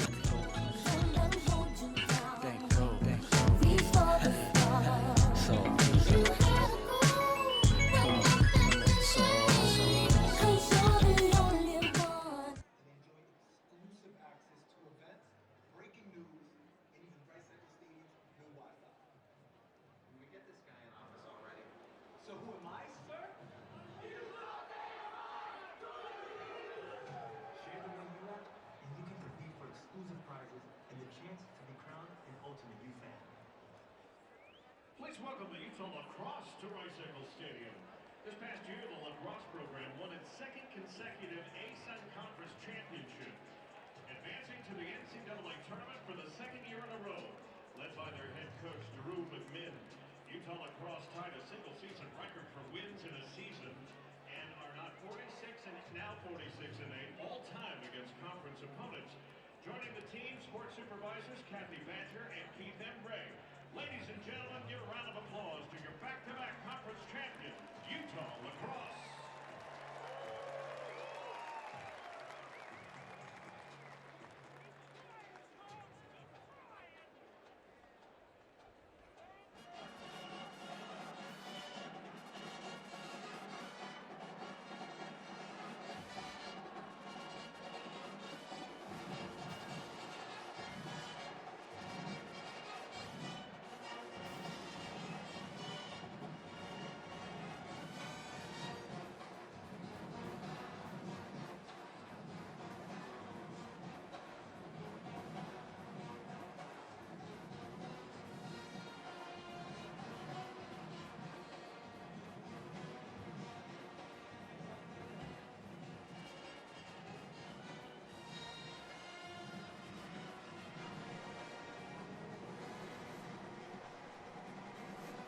Fox College Football is sponsored by Progressive Insurance.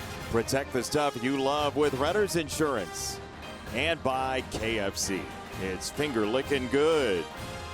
This is Rice-Eccles Stadium, but briefly it was named Rice-Eccles Olympic Stadium in 2002 when they hosted the opening and closing ceremonies of the Olympic Games here. And you know who lit the torch? The Miracle on Ice hockey team. Awesome. In 2002. I have a full list of who performed in the closing ceremony if you'd like to know. Now we'll go 1st and 10. I'm going to guess you're going to chip O'Toole. Maybe help against this guy.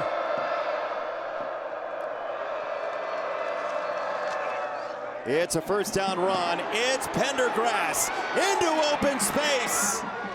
And he's tripped up by Teo Johnson. Best play of the day for Baylor. It goes for 45. And if you're not going to chip, then run right at him. Right? That guy's been a nemesis all game.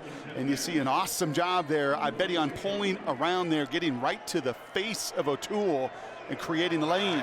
And some pace here now for Pendergrass, just rugby scrumming his way for yard after yard after yard, and eventually stonewalled at the 40, but some toughness from Baylor here.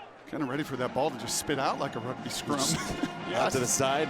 Kind of like the Americans did on the big explosive run at the end of the game to win the bronze.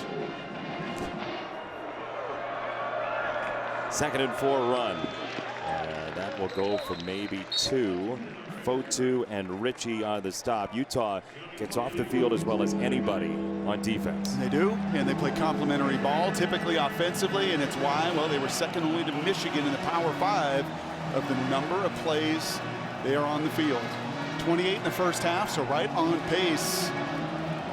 But for Baylor, finally, to just impose a little bit of their will for the first time in this game. Richardson, the tailback. It's another run, just power from Baylor, and a first down once again. Fotu at the stop, but too late. Move the sticks. Well, that's exactly what it is. You call that a gap scheme. You block down, you pull a couple people around. Richardson unavailable a week ago, still not 100%, but going to be used in some of these situations. Dealing with a hamstring issue. O'Toole trying to get there again. Finn feels him, and he just held it for way too long. It's another sack for the Utah Utes. That is so good on so many levels. Some new pieces, right? No Gilman, he's out of this game. No Keenan Johnson, he's lost for the season for Morgan Scalley. Caught up with him before the game, and I said for Finn, is it the same way you approached Caleb Williams? You don't want to run by him, right? You want those ends to come out with their hair on fire, but not ever run past him. And there, a great job by O'Toole, by Fillinger, to just stay at the same level and give him no room to run. Just kind of hem him in, basically, yes. Right? Keep him in the cage is the language that they would use. This a handoff for Hawkins, and he keeps his feet only to get drilled and still stay upright and finally get tackled. I mean, he was in a pinball machine there eventually, and Fotu tackled him after, what, 4 missed tackles? I would say, Jason, that I know it's 23-3 and the stats are all one way, but Baylor's playing hard. Yes. Well, the defense, yes, for sure, in the first half was. You said it at halftime, without the blocked field goal touchdown, this is a totally different deal. Probably have to have 6 on this drive, though. A late sub by Baylor and an even later substitution here by Utah. O'Toole came off. Bell in the backfield, fake it, and Finn on the run. Finally, some open space for Daquan Finn. Just open, clean air. You know what? This is a great adjustment by Spavital because that speed option was not working. The fast flow was getting to it. They fake the speed option. They run a counter back. That's a good adjustment. Instead of Jake Spavital saying, well, take speed option out of it. No, if they are covering and Morgan Scalley's fast flowing, then we're going to actually counter back to that and get the first 3rd down conversion of the game. Reese the tailback this time. Flip it to Monterey Baldwin. Running behind Yates, and that is gummed up and finished off. Smith Snowden stands over him, and it's 2nd down coming up. How often over the years have we seen these safeties come out of nowhere? Vaki, Bishop, right? And they just fly. Once they know it, once they see it, they react. Now 9th play of the drive for the Bears, by far their best of the game. Gotta have points. 2nd and 9, and that collapsed immediately. Yeah, that's just dead on arrival. Pendergrass had no chance. Oh yeah, Pendergrass, and watch, there's 2. There's 2 for 1 here. This is a read, but there's no way he could pull it down. Smith Snowden is right in the lap of DQ as well. DOA.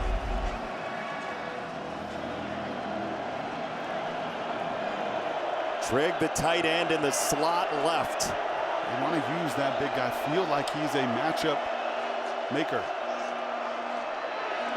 It's a run for Finn. That's going nowhere. He is hog-tied by Fillinger. Sheesh. Van the man. I mean, these 3 ends are just 6'4", 255, 6'5", 250, 6'4", 252, and they are running like the wind. How about the footwork to get outside of that after he stepped inside? That's what happens when you play a lot of ball. I'm going to kick it here. Wanting 3 from 40. Hankins, true again. Baylor gets 3. Utah still holds a 3-possession lead.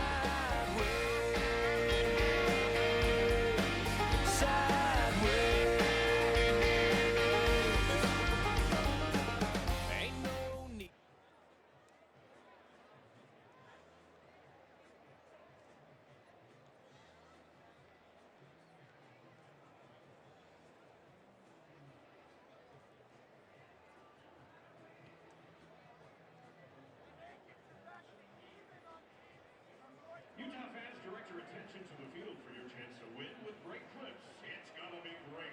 Our contestant, Tyler Bradbury, will be attempting a 25-yard field goal from the 15-yard line. If the kick goes in, the entire stadium wins a free haircut from Great Clips. So let's cheer Tyler on.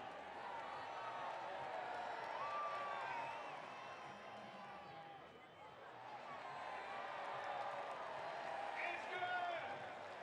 Congratulations, Tyler! He can't believe it either. With the successful kick, fans with tickets to today's game will win a free haircut from Great Clips. Show your digital ticket to any participating Great Clips within a week to redeem your free haircut. Save time, check in online. With Great Clips, it's gonna be great.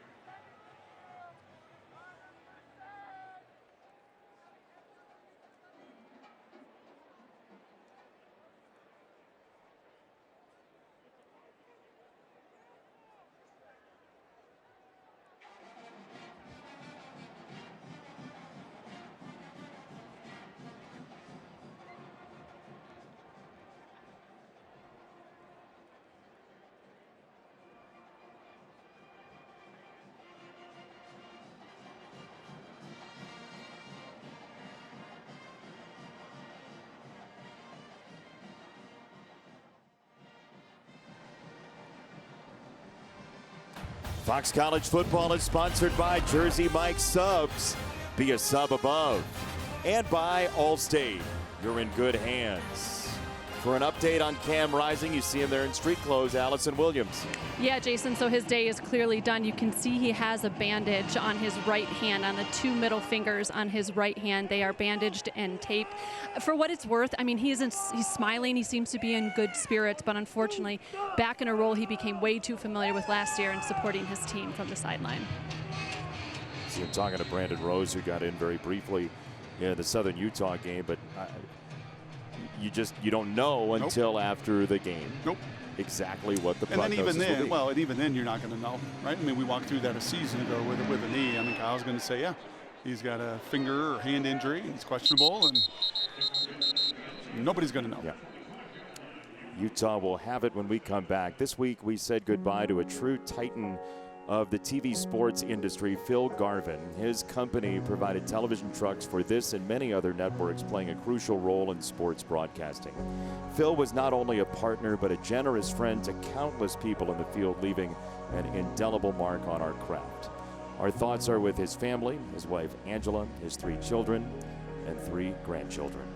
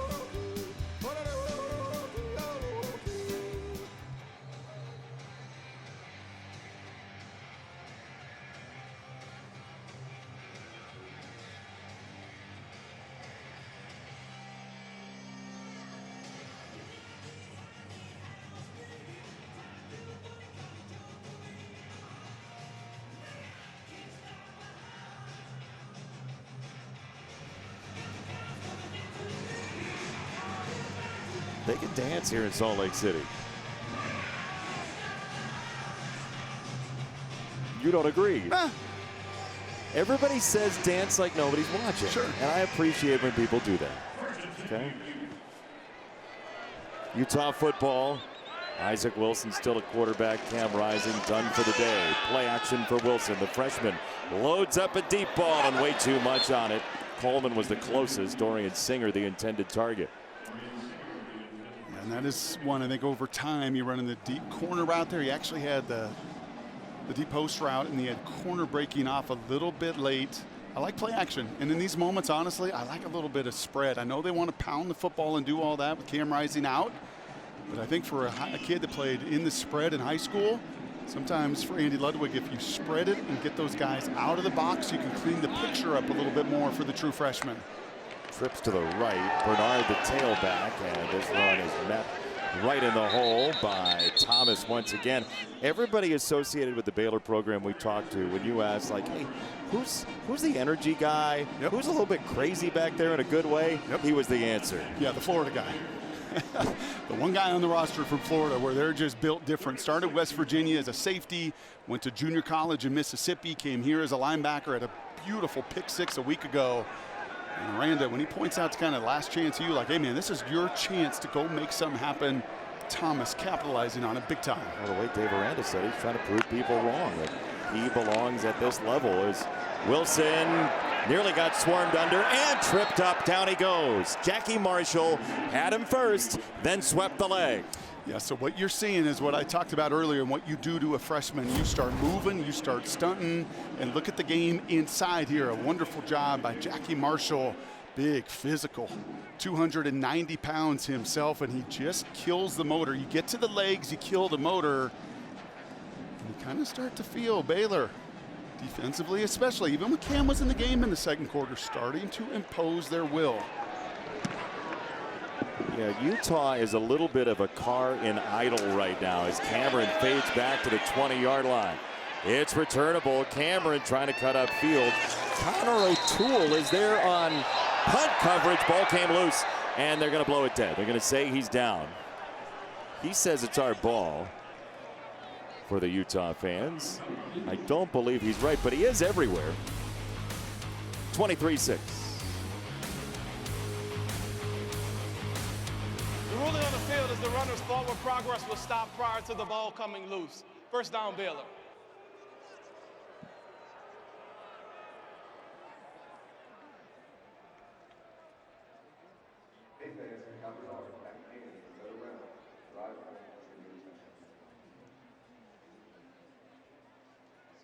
QR code for a chance to win 2 tickets to the BYU game. Let's test your history knowledge. University of Utah started over the Western Athletic Conference in 1962. How many years did they compete for before joining the Mountain West Conference in 1999? A, 31 years.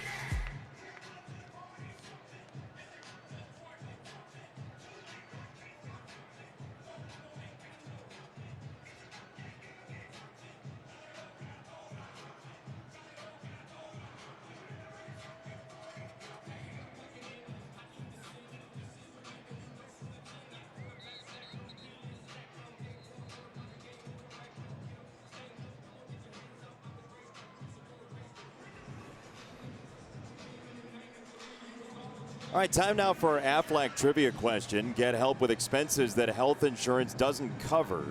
Since 1936, one head coach has won 3 different conference titles at the same school. Who is it? There's the question. Figure it has to do something with Utah. Kyle Whittingham has the chance to do that. They are the preseason favorites in the Big 12. His defense on the field here. Taquan Finn with a handoff on first down. Dominic Richardson moves the pile, and that's been happening quite a bit more in the third quarter than in the first half. They found a little something here, and that is just running right between the tackles. Utah not loading the box, bringing extra people in. You got to be willing to take 5. This will lose a couple. Richie came up from the safety spot, and it's third down. Yes, he did, and he did so in a hurry right here. I mean, it is the one thing about Morgan Scalley, man. You see it, pull the trigger and go. Like, do not do anything half speed. If you're gonna make a mistake, make it a full speed mistake.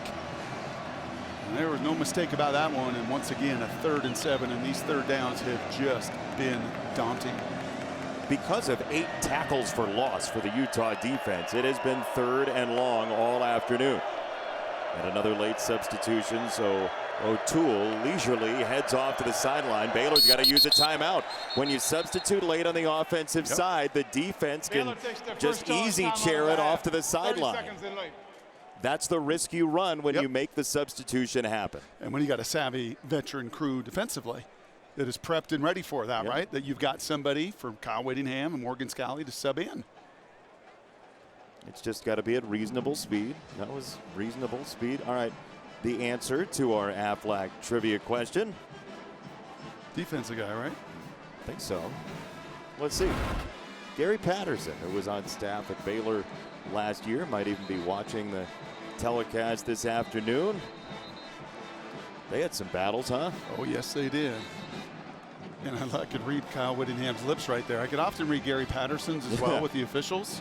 And he said, it's not our problem. Because I think the conversation's like, come on, get you guys, come on, run off. No, I'm not going to do that. They want to sub late. That's not my problem. We'll run at our own pace, and they're going to have to burn the timeout as once again Aranda back turn to the offense on the 3rd and 7, making sure that D is lined up for the next series. Got to get to the 40. Keeper for Finn. And he carves his way for a first down. That was a really nice job. Nice job by the center, Colton Price, a name we've not called an awful lot, but instead of just running right at him, you run a little read counter, and that time the big fellas get out in front. Play to the strengths. There is no question that Finn's strengths are his legs.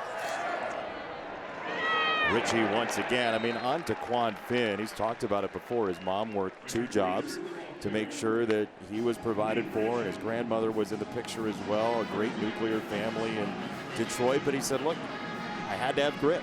Like, that was the word he used, and this is as tough a situation as he's been in college.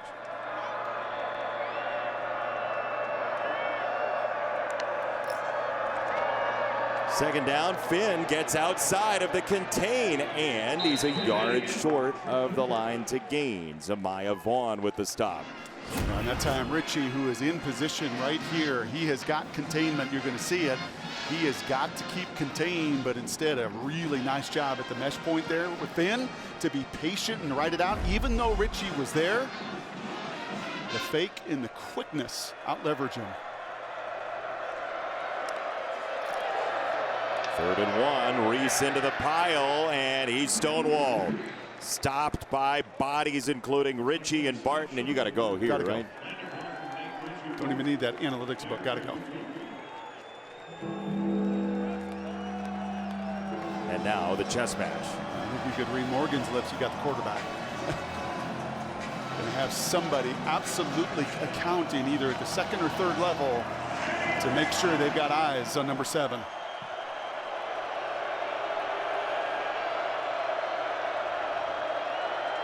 Empty, 4th and 1.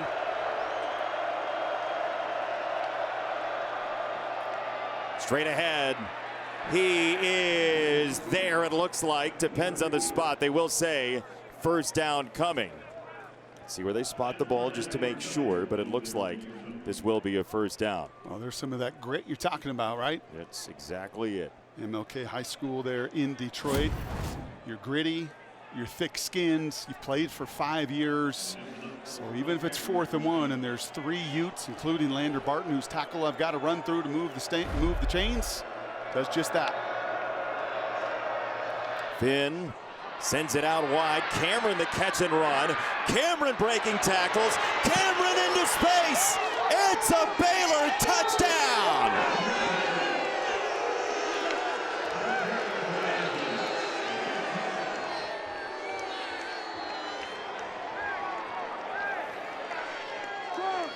Cameron just slithered for 47 yards. It was really cool here, Jay. This is the first of his career. This guy has blocked for so many others. He has been a punt returner. He's been a special teams maven. It looked like the Bears are going to go for 2 here. And that time, it wasn't 1 Ute or 2 Utes or 3 Utes. It was 5. From right upon the reception for Dave Aranda, all the way to hitting pay dirt for the first time. He's a walk-on until his redshirt year. Got a scholarship. What a big play. Baylor trying to get to 14. Low snap.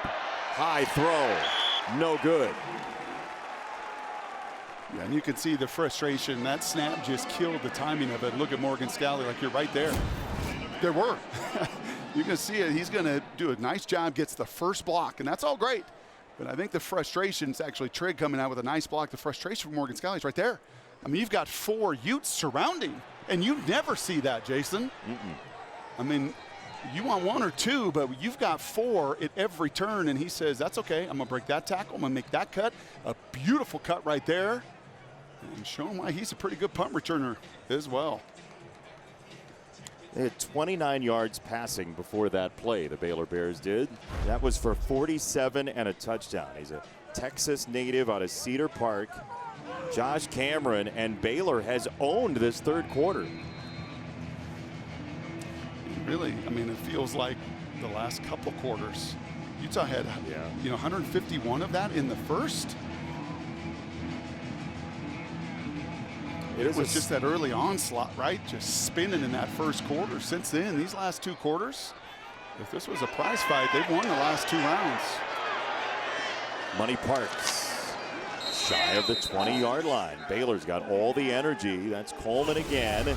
History in the making. Tom Brady makes his long-awaited debut in the Fox booth with Kevin Burkhardt, Aaron Andrews, and Tom Rinaldi for a can't-miss season opener. Dak and the Cowboys, Deshaun and the Browns tomorrow, 4 Eastern, only on Fox.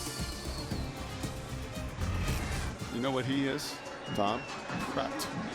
Yeah, but that's his whole thing. Absolutely. That's what made him what he was, and I'm just excited to see what it looks like. Yep. Because you know he's got tricks up his sleeve. Bernard, the tailback. There's a flag down. Might be on the motion. Let's see. With a formation for now, it's 9 going on 10 on the carry. I think that's going to be on the formation.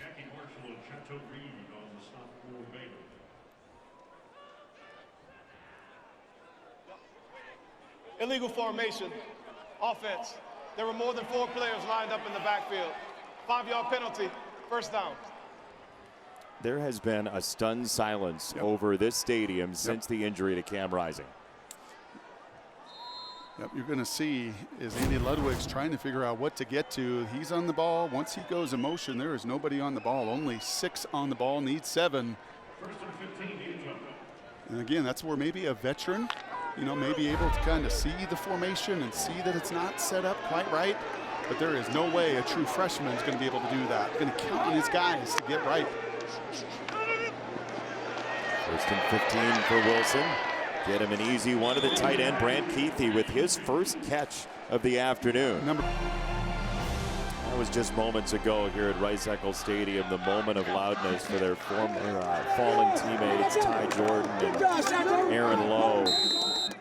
And this place is so emotional when that happens. In the middle of the football game and all of the intensity that goes along with it, it is hard to keep a dry eye here. Yeah, it's just a perspective changer, right?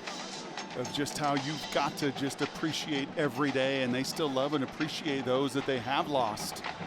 Team comes on the field, they all gather together, an emotional sport. It is 3rd and 7 for Utah. Baylor on the comeback trail. Isaac Wilson to throw. Free runner coming. He had to release it, and he got it there for the first down. Money Parks wheeling down to the deck finally, just short of the 40-yard line. That's the best play the number 11's made in his career, because you know this is coming. You said to me earlier, can you feel it? Connor O'Toole hits you between the shoulder blades in a second, you don't, but you feel that nickel pressure coming.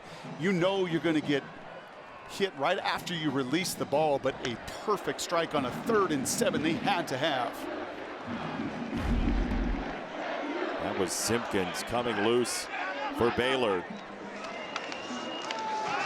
Run it to the outside, Mekhi Bernard stumbling past the 42. It's just amazing what that conversion can do. Right, when you just land that shot, when you just get a chance to get a first down and get going again. And Baylor, who has, and you see this in basketball so much, Benetti, right? You see these teams that are clawing back, expending energy, right? And you get a big hole and you expend all that energy, and then there is there enough left in the tank in the end? Conversions like that can zap you. Is there one more run in them is the question we ask in basketball. Play action, rolling to the side of Money Parks. Wilson the throw that direction, and it's incomplete. Coverage for Jenkins, who's been flagged for 2 interference calls today. That's his best coverage of the day, though. And a nice job when you roll to your left. That's not easy for a right-hander. Nowhere to go, blanketed in all fronts. Maybe, just maybe, you run in that situation, but a nice job to get outside. And now, once again, one of these money situations.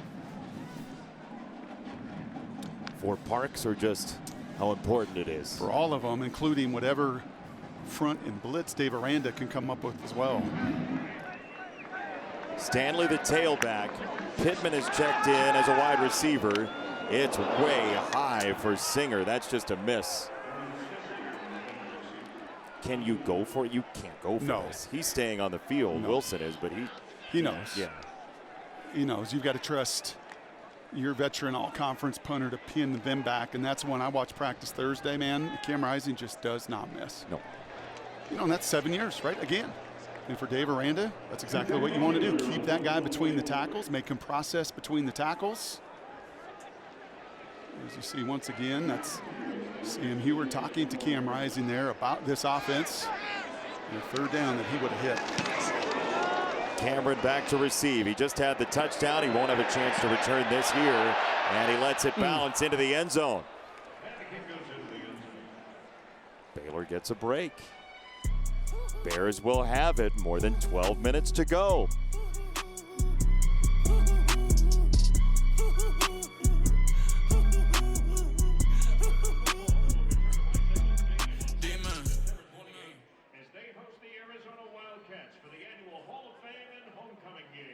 Kickoff time yet to be announced, so stay up to date on UtahUtes.com and purchase your tickets today at UtahTickets.com.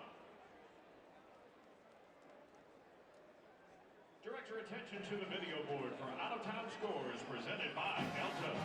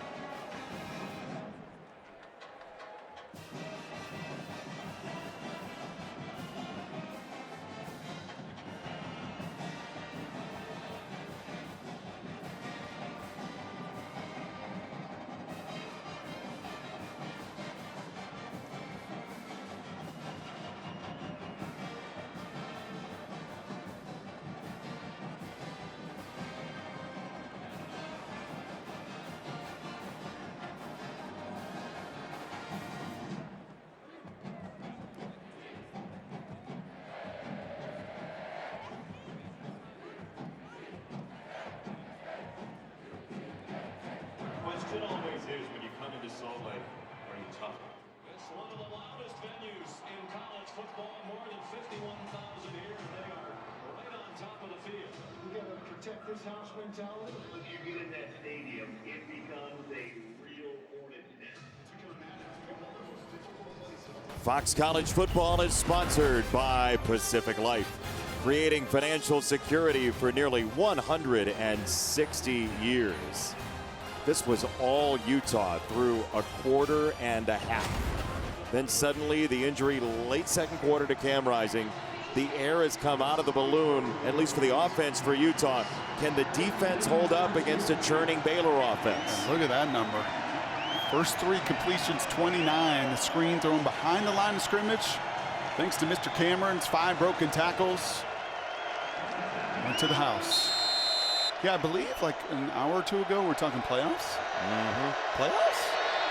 Everything can change in a New York minute. Finn rolling to his right, throwing to his right, and that is incomplete and really dangerous into traffic. Lander Barton. He can move. Gosh, is the NFL gonna love Lander Barton like they have his older brothers as well. I mean, look at number 8 right here. His eyes are all over it. And he nearly came up with a critical takeaway right there. 6'4", 240, and he runs. Second down run, Pendergrass just trying to pick up a couple to make it 3rd and manageable. 3rd down at about 6.5. So here's a little chess match. Can Morgan Scalley keep Finn in the pocket? Can he make him process? I'm going to guess a little bit of zone. I don't think you necessarily on 3rd and 7 need to heat him up. Make him play in the pocket. Advantage Utah. Get out and create versus empty. Advantage Baylor. The ends just came inside Fillinger and Fauno, and they'll run inside and be greeted immediately by one of them, Van Fillinger. Yep. The ends came over the ball. Yep, you could see that. And Finn's down. Yeah, so you're referencing these are the ends. They started outside. They come into those A gaps. Just a totally new look versus empty. And Finn looks like he just gets rolled up upon a little bit as well.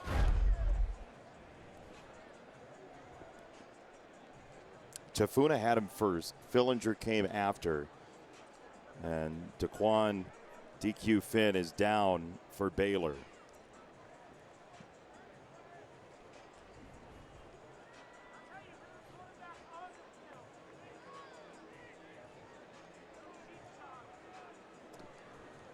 Yeah, it's hard for running backs to run between the tackles. Yeah. Right? Big guys like Pendergrass, 220 pounds, and you see Glover and Mitchell, Bernard. I mean, Finn is slight. They list him about 200 pounds, but he is willing to put himself into that contact, and he has a bunch today. See Finn holding that right wrist and flexing the hand. We saw on the sideline Sawyer Robertson, who threw all of 5 passes in week number 1. He's a transfer from Mississippi State. He is a tough cookie now, too, and he was the Gatorade Player of the Year in Texas. And guess what? Dave Aranda feels like minimal possessions means you got to go for it here with a new quarterback in.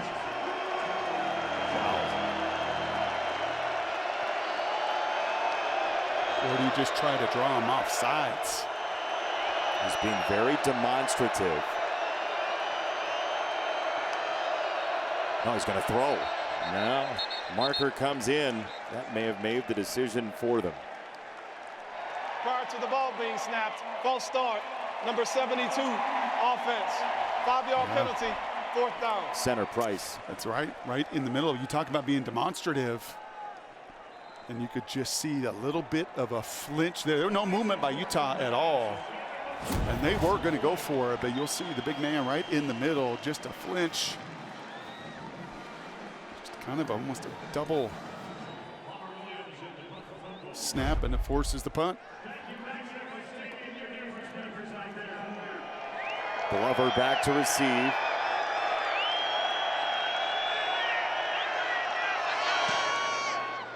Sheesh. Williams, another boomer. Man, oh man. Scrimmage was the 20. That's going to be like a 79.5-yard punt. He hit the pylon too, so not only did he hit it hard, but he's closest to the pin as well. There is a marker down.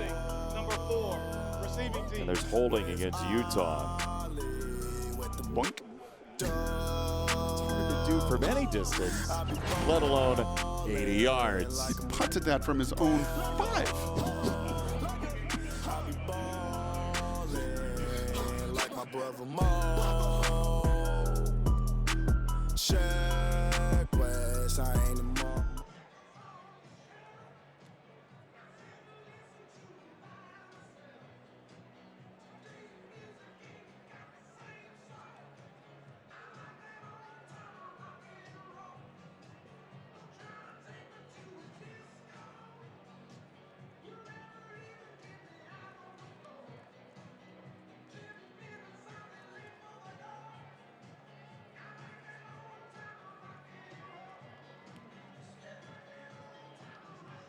Thank you to our volunteers from the Recycle Rice Eccles Initiative who assist in keeping your campus clean and sustainable. Please direct your attention to the field as we recognize our volunteers for their hard work and dedication to recycling Rice Eccles. Now must make some noise for some free t-shirts over there.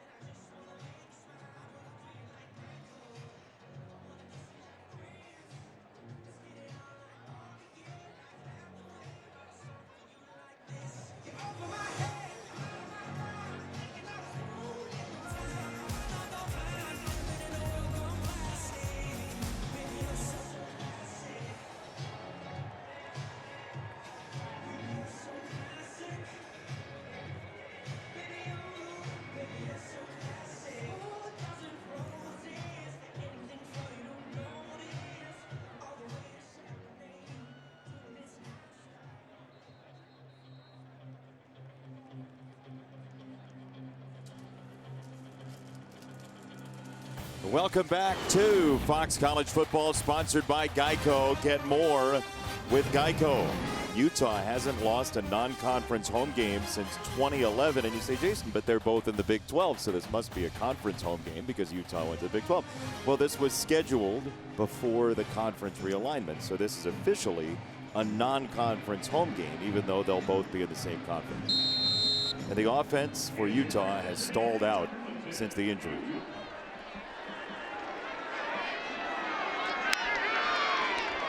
Williams in motion, Bernard the tailback, and it'll be a short run. Baylor able to load the box here. Trey Wilson on the stop. Yeah, I think what you have felt really since that first quarter is the strength of this Baylor front.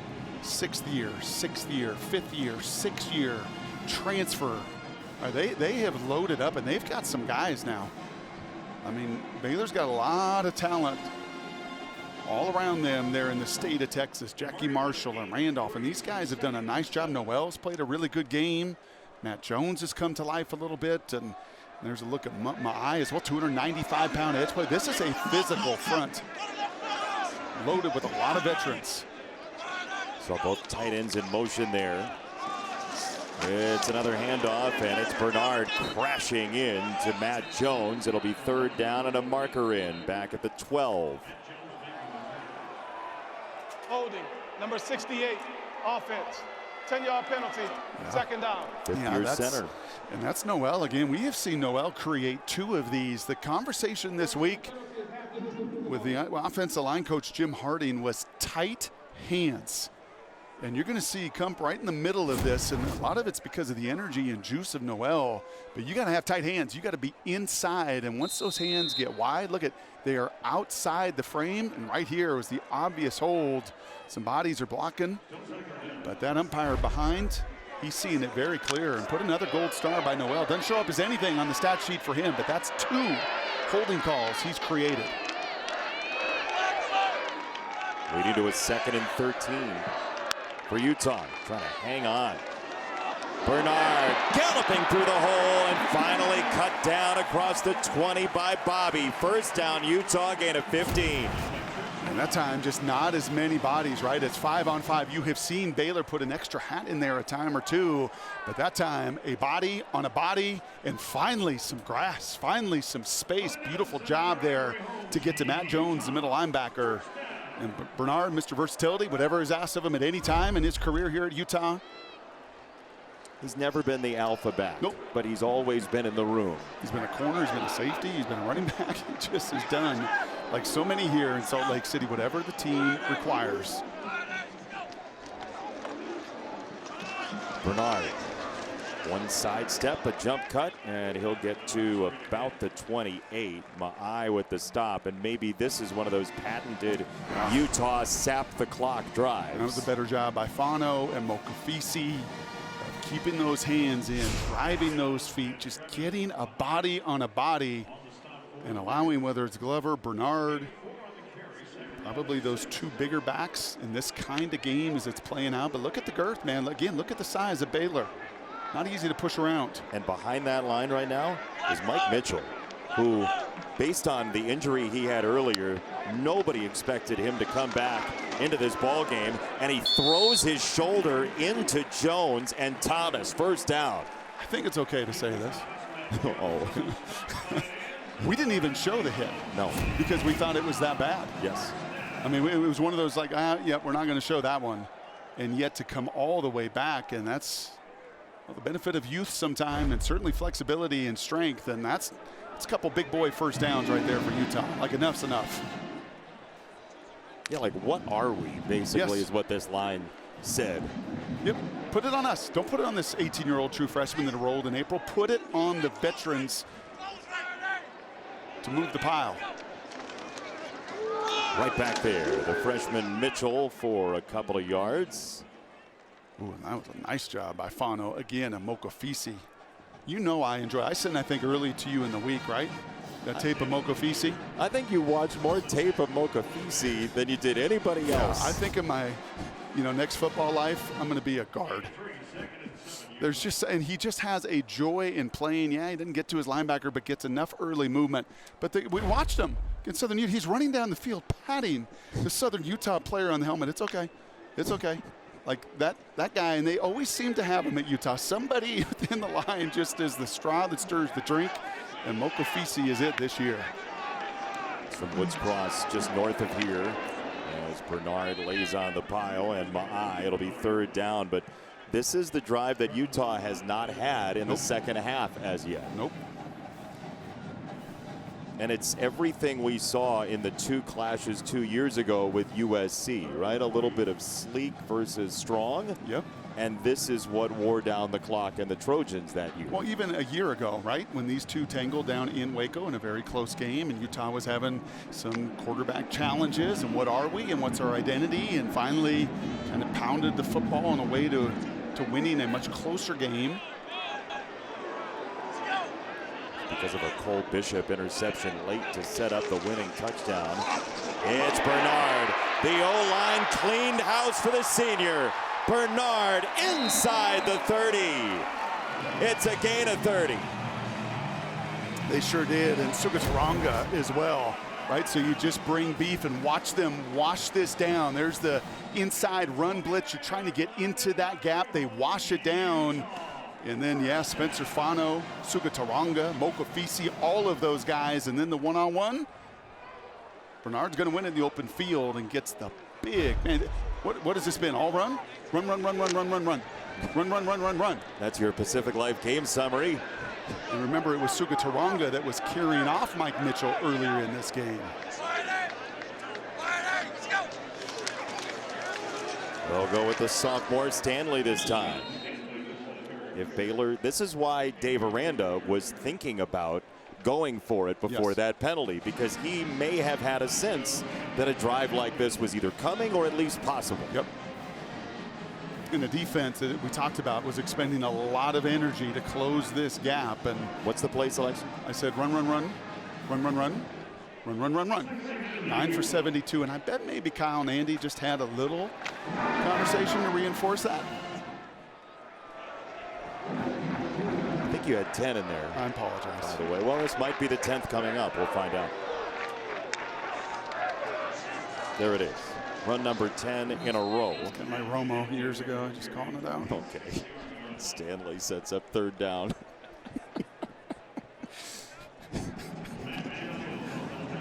Yeah, this guy's got a lot. He's a computer. It's got a lot of bits to it, but he's gone pretty analog here. Pretty old school, and I don't need to use a lot of juice. And right here, you're probably just a little reminder, take care of the football. If this is a pass, if this is play action, and also, don't take a negative play. It's a 7-minute drive. A field goal makes it a 2-touchdown, 2-extra-point game. And Baylor is running out of sand in the hourglass. Bernard cradling it with both hands, as you said, as he goes into the wash. And we'll see if Baylor uses one of those 2 remaining timeouts. I heard the old Seahawk running back, Penn State QB Mike Robinson. He would talk about this. Sometimes you just got to run in the darkness. Like, there's 3 or 4 guys there, and you're just going to take one for the team, and you're going to run into a collision. Timeout Baylor, 1 left. Coming up next on Fox, Baseball Night in America, a huge one in the wild card race and the AL Central. Bobby Witt Jr. and the Royals against the Twins, or the White Sox take on Rafael Devers and the Boston Red Sox. It all begins next on Fox. Check your local listings for the game in your area. Tigers are fighting. Gritty. Tigers are fighting. Tough, just like DQ. Fighting. Okay. 13 innings last night. Tough Dave one. Aranda's guys fought today, honestly. That first quarter, I think there's probably a little fear and worry, like, uh-oh, is this happening again? Are we just not being able to compete against a lot of teams, and certainly the upper tier teams a year ago? No, he wants his guys to play hard. He wants them to run through faces. He wants them to play fast. In fact, Jackie Marshall this week said, man, I just want to play green. What's green? Fast. And that defense, albeit against a true freshman quarterback, but even Cam in that second quarter, they responded. And there was no question about their fight. They're within 11 right now. Becker from 43 to make it a 14-point game. Looks like he missed it right again. He did. Wow is right. 1 timeout plus the 2-minute timeout left for Baylor, trailing by 11. Well, that hash mark has been treacherous so far today.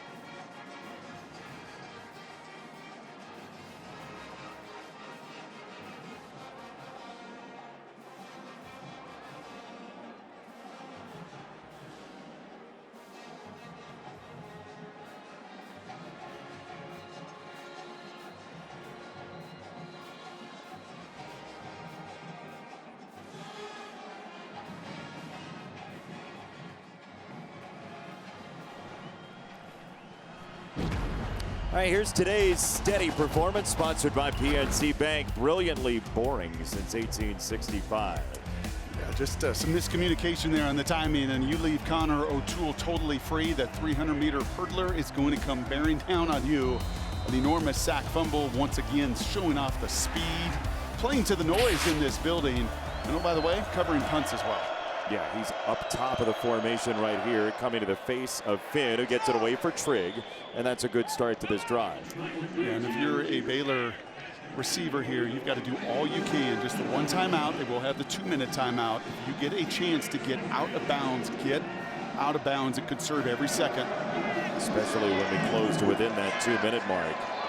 Finn on the roll after the injury previous drive. Here's Cameron, and it's a first down Baylor. Yep, obviously clock stops. Excuse me, it does not stop, as you said, until that 2-minute. Yep. But it's good practice, as you're saying, to make sure you do that when it does give you the opportunity. So first down for Baylor. Finn, another throw. That one's high. Trigg got his hands on it, and it's incomplete. It was an incomplete pass. It's second down. Maybe he had a shot. It's still coming down. Never got the foot down. No.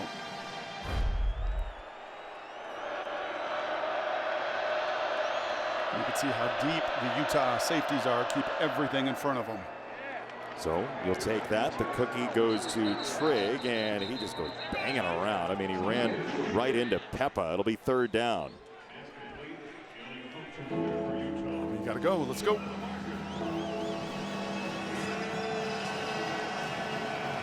Third and 2. Rush of 4. Fillinger off the spin move. It's a throw near side. Trigg again. He stood up by Vaughn. Clock will move. By the way, if Trigg's arms look long, they are. That is a 84.5-inch wingspan. Luka Doncic, 83 inches. Jason Tatum, 83 inches. Massive. Oh man, Utah just used the substitution to its favor in a big way. There goes Fillinger. They're going to try and bleed it down to the 2-minute timeout, and just barely Baylor gets it off because of the substitution, and this sails incomplete. That is just time you cannot afford. Nope. This is the 2-minute timeout. 2-minute timeout at 1:57. Utah trying to cling to this lead against Baylor.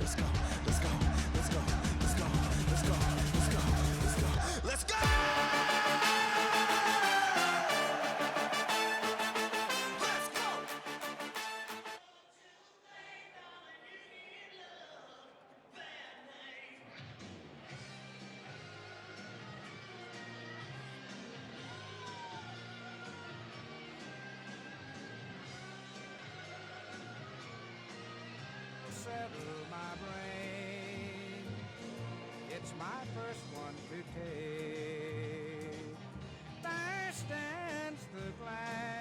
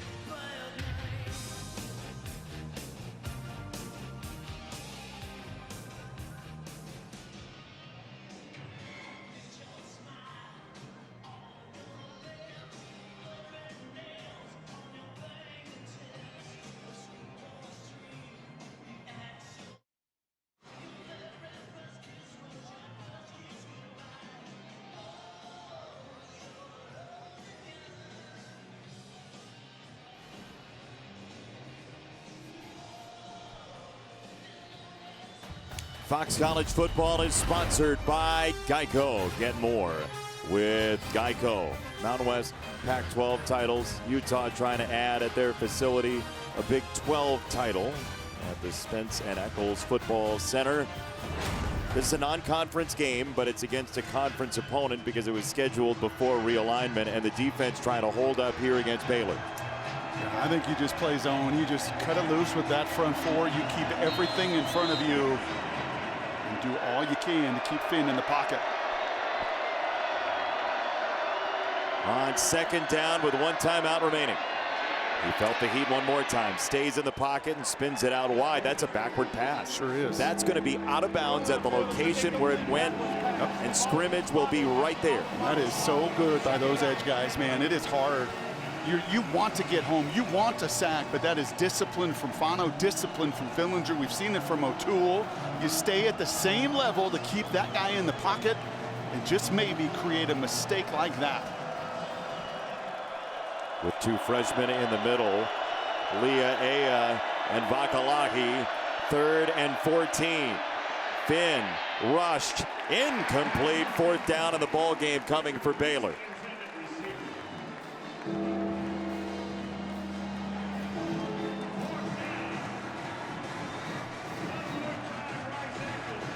What does this look like? I mean, you don't deviate, right? If you're Morgan Scally, you 4 affect the pocket and beat the 5, and I'm going to have 7 back there to cover the 5 eligible out in the route.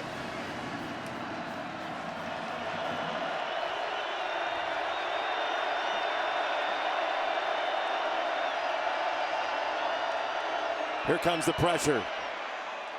He gets it out wide. It's Reese, and he is down. No shot.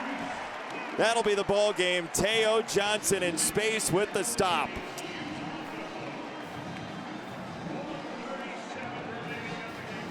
Yeah, you can't throw, and that's where that negative play, unfortunately for Baylor and fortunately for Kyle Whittingham, really sealed the deal. Once that becomes a 3rd and 14, not with this team speed defensively, just not going to throw it 2 yards deep and be able to move those chains. Yeah, with the 1 timeout left, that's the ball game. Utah can just sit on it a couple of times. It was a game effort from the Baylor defense in the second half. Sure was. Those guys played really hard. And defensively, with Dave Aranda calling it, they're going to be good. Yeah. They're going to be a tough defense over the course of the year. Just buried themselves in that first quarter. Let's take a look at our Pacific Life game summary, sponsored by Pacific Life, creating financial security for nearly 160 years. Man, that first quarter felt like an eternity ago because it was big play after big play. It was Money Parks there, the Connor O'Toole sack fumble that just set Utah up for success. Once again, about as easy as it gets, the easy pitch and catch to Bernard.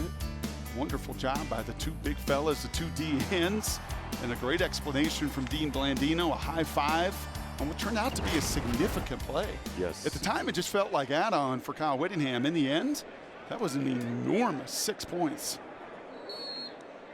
There will be 1 more kneel down after this. What the Utes look at, with or without Cam Rising, is a big in-state game against Utah State in Logan. And then Stillwater. They rolled up some points down in Stillwater today. That was a 70-point combined affair in double overtime. Yep. First foray into the Big 12 for the Utah Utes, and we'll find out after the diagnosis of Cam Rising. But the Utes have been through this so much. Last year, 8-5 with all the injuries, searching for quarterbacks and running backs, and Cam waving to the fans with 2 taped up fingers.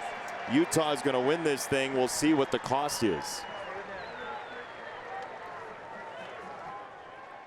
23-12 the final score for the Utes.